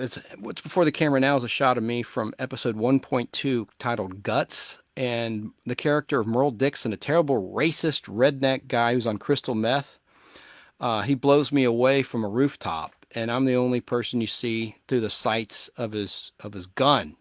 And he blows me away. And actually, there's a Facebook page, the first zombie walker that Merle Dixon blew away. Anyway, whatever. But he shoots me, and I did that stunt with a squib. And they did it with another guy, tall guy, good-looking dude. And I thought he would make the cut. I thought for coverage, they did one with me, one with him. And I thought for sure they would use the shot they did of him. But I made the cut, and that was pretty neat and a lot of fun. So here is the Walking Dead Writer's Guide from the writers of the show. And it says, Walker Motivation and Movement, dated May 24th, 2010. Welcome to The Walking Dead. As a walker, you will be expected to behave in a consistent manner in terms of movement. There's quite a lot of personality conveyed in minimal, simplistic movements, and the intention is to go back to the classic Night of the Living Dead for inspiration. There is nothing comical about how these zombies exist, hunt, or kill. They are lethal and can do a tremendous amount of damage in a short period of time. They are ravenous. A. Functional movement. Where and what you need to do to serve the needs of the series. B. Effect on the viewer. What will the viewer take from your performance? C. Character-driven. What internally and externally are the motivations and capabilities of your zombie? 3 things that affect the movement of zombies. 1. The ability to sense. 2. The ability to think. 3. The ability to move. 1. The ability to sense. These people are dead, no doubt about it. Whatever has reanimated them has racked their bodies and their minds, including the ability to sense. They are driven purely by the instinct to feed. Vision. In the process of decomposition, many of the blood vessels in the eyes have ruptured. Cataracts have formed. Their vision is still functional, but their ability to focus may not be that great. Smell. It is by scent or taste that a zombie can tell a human from another zombie, detecting the subtle aroma of undecomposed flesh. Maybe rather than sniffing like a dog that has an almost comical component, they just do a head tilt and a nostril flare to confirm a human victim. Hearing. This sense is not deadened with decomposition. It is still one of the primary zombie senses. Walkers especially react to sharp sounds like gunfire or explosions.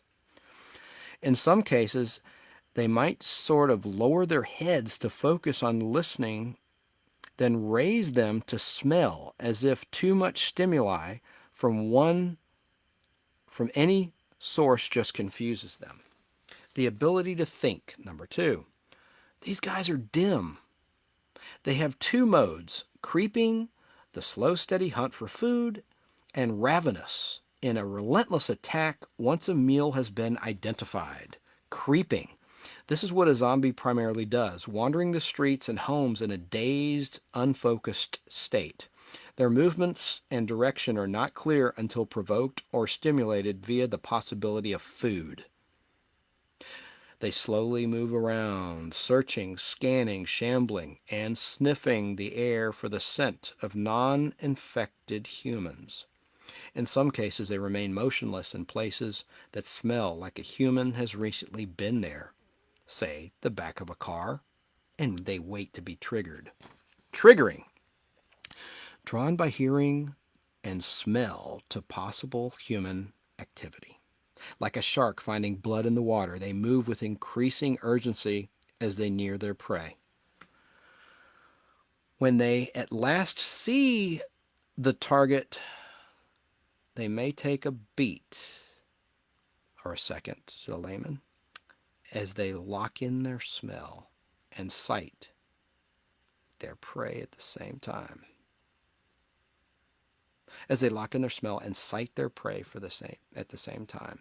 What is left of a brain slowly confirms that what they have confronted is actually a human target, not another zombie.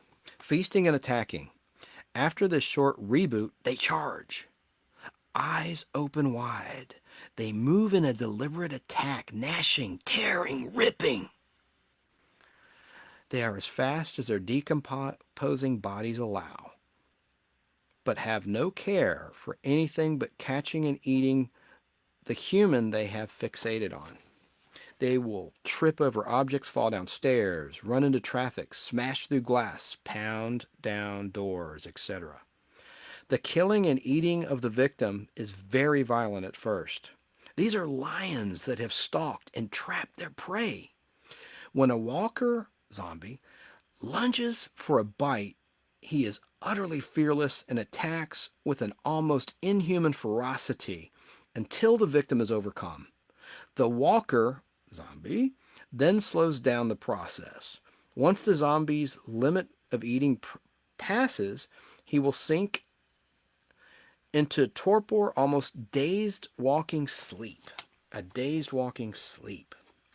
An important cautionary note, there will be a limit to how fast our zombies will move. This will show... Okay. An important cautionary note, there will be a limit to how fast our zombies will move. This show will not feature what we call the Olympic sprinter zombies as seen in some previous films. Our zombie instructors will show selected clips to illustrate the maximum speed zombie at full charge. And they did. They showed us videos of other movies like Dawn of the Dead, filmed in the 70s in Pennsylvania in the shopping mall. We watched scenes from that movie and some other films. 3, the ability to move. Distorted movement. Some of these zombies will have major injuries, including broken legs, arms, and ankles. Some will crawl. Some will drag a broken limb. And some will have their necks twisted at a crazy angle. Arms may swing and flop in disturbing ways. Fingers will writhe. Mouths will drool. A sickening mixture of black blood, meat, and mucus foam. A cautionary note, the movements described above can be easy to overdo, especially if all of our walkers are doing them. We will be specific in our request to incorporate these sorts of movements and may ask for this behavior to be toned down for the camera. Even though zombies will have all of these major problems with sense, thinking, and physical problems, they are completely intent on attacking their prey. They have no fear of weapons and show an inhuman ferocity. Another thing to note is the disgusting nature of these walkers. No effort is made to remove blood, guts, and other matter from clothes, hair, or skin. Walkers are not tool users. They do not use crutches or canes to help them walk if injured. They may try to use a rock to smash a door or a window, and then they may smash their fingers as they pound with it. They can climb stairs and open doors. Another thing to consider is the sound that they make. Are they totally and creepily silent, or do they make a distinctive wail? Please follow the instruction of your AD, Assistant Director of Department, but normally we will ask you not to wail or moan. We will put these sounds in later if we need them. Yeah, in post-production. That's right, because when I auditioned, Greg Nicotero, who's now a big-time director on The Walking Dead, He's majorly successful, and he's the head of K&B Special Effects. He handled and helped judge our group of zombie walkers, which I was a part of, and he picked 4 out of the 30 to be featured walkers. And I wasn't tall or thin like they really wanted, but he liked my performance, and I was making sounds like, and he goes, "You don't have to do that. Don't worry about it." So he did. He said, "Don't worry about the sounds." And what was kind of cool, they called it Zombie School when we auditioned. And they had an obstacle course of chairs. And he says, just pretend you're in a bar. It's 4 a.m. and the bar's letting out. You've been drinking all night. Walk like that. It's 4 a.m. and you're stumbling out of a bar.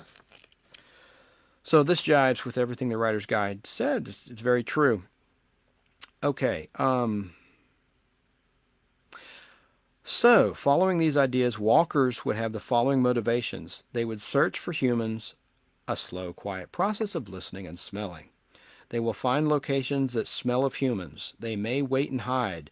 They would often remain in the places they frequented in quote-unquote life before they were zombies, slowly decaying until they had no energy left to move. When humans would be encountered, they would trigger and then go into a feeding frenzy until they caught a meal or totally lost sight or sense of the prey.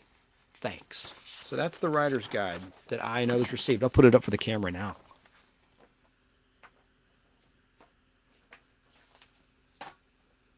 For Facebook Live and our Facebook group, the Nostalgic Podblast Facebook group, or the Nostalgic with a C Podblast YouTube channel. That's where you can see all this stuff. But it was a great experience working on that show, and a lot of stuff was cut that I and others did. I mean, they shot so much, especially for the season 2 premiere. There was a great action sequence I was a part of that was cut. Anyone that knows The Walking Dead, at the end of The Walking Dead season 1, the CDC is destroyed by a self-destruct mechanism. And as you heard in the writer's guide, sound attracts the walkers. So originally, as they make their escape from this exploding CDC, one of the main characters, played by John Bernthal's Jeep, runs out of gas. And we come up and attack him. And then one of the other heroes who's in a motorhome comes and saves the day and saves John Bernthal's character Shane from the horde of walkers that are attacking, including moi, yours truly. It was a great sequence. Part of it wound up in the season 2 Blu-ray and DVD set of The Walking Dead in a supplemental section. It's pretty worth seeing if you want to check it out. So since we're talking horror, I thought I'd share that personal story. And I did other stuff too. It doesn't matter. I'm just basically a background guy. But the cool thing about The Walking Dead is the walkers are really the foreground. They're what a lot of people want to see, along with the principal characters. And as the show progressed, they decayed more. There were more sophisticated special effects. Some were robotics, and some were real with really advanced prosthetics that K&B Effects did a remarkable job with. And it was a pleasure to work on that production.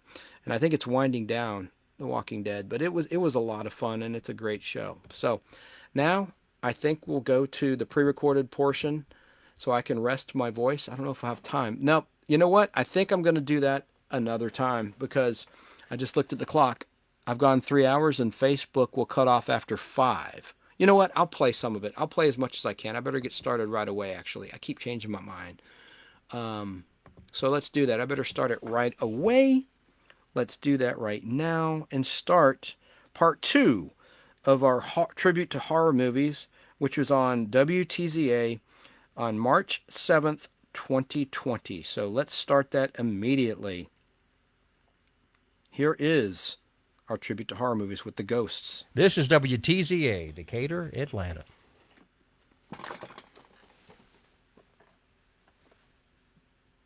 Yes? Did you have operator error? Not me. Okay. This is WTZA, Decatur, Atlanta. Okay.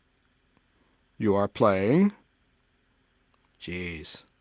If that was on the air on radio, just that dead air. Wow. Whew. That's brutal. Brutal.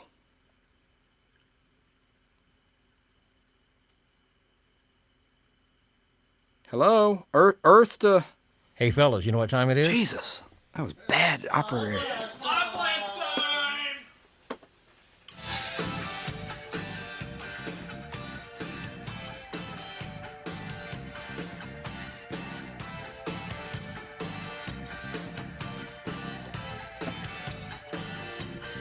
Well, it's just a little after 2 o'clock, and we are in the studio live here for our Pod Blast. Hello, Atlanta. Hello, Atlanta. It's Chance speaking. Tom Williams is here. Hey, Tom. Hey! What's happening? I'm hearing a heck of an echo. Yeah, put your mic a little bit closer. There you go. There we go. All right, there you go. Can you hear me? Yes. Let me try that mic right there. Here we go. Yeah, right, let's see. All right, I don't think that mic is working. Let's try. Oh, okay. But mine's working. That's all that matters. Mine sounds really freaky. It does, doesn't it? I have no idea. Hang on a second. Anyway, we're live here in the studio, and today we're going to do a part 2 series of our horror movies. Yeah. The mic's not even on, Al. Well, it's potted up. It's on. I don't know. Okay, you there? Are you there? Yep. Okay. There we go. Okay.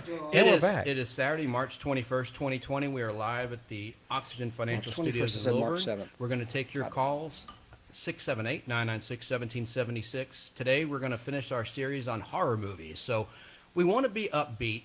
So after our horror movie show, we're going to do a Christmas show because that's trending right now in America. Yeah, why is that? Why is everybody putting their Christmas lights back up? Because everybody needs some cheer right now. With this Well, that's true. coronavirus in the news, people are down. And Well, you know, some people leave their Christmas lights up all the time. I leave one of my Christmas trees up all year round, believe it or not. Tom, do you leave your Christmas lights up all the time? He's not talking. Tom. What? Earth to Tom. I don't want to share the microphone with Chance. Oh, I see. He's afraid I'm going to give him a disease. No, we wiped it down. With, All right, I'm going to stop this. In the interest of time, and also it was pretty lame. I got kind of pissed off hearing that. So I really appreciate everyone tuning in to my little horror special. I'll have to document the rest of that Pod Blast radio version, horror part 2 another time, because I went a little long. It was a lot of fun. Thanks for tuning in, everybody.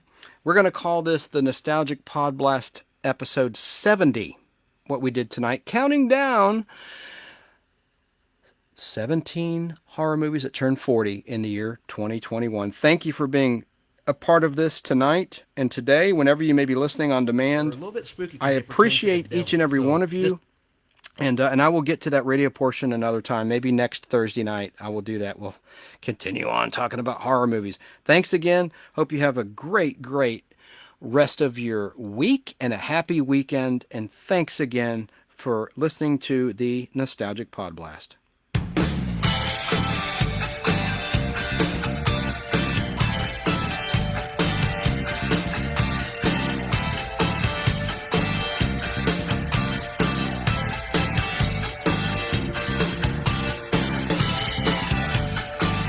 Catch you next time. Every Sunday live, 3:30 Atlanta time in the Nostalgic Pod Blast Facebook group. And it's also on YouTube right after the Nostalgic Pod Blast, 3:30 p.m. in the Nostalgic Pod Blast Facebook group.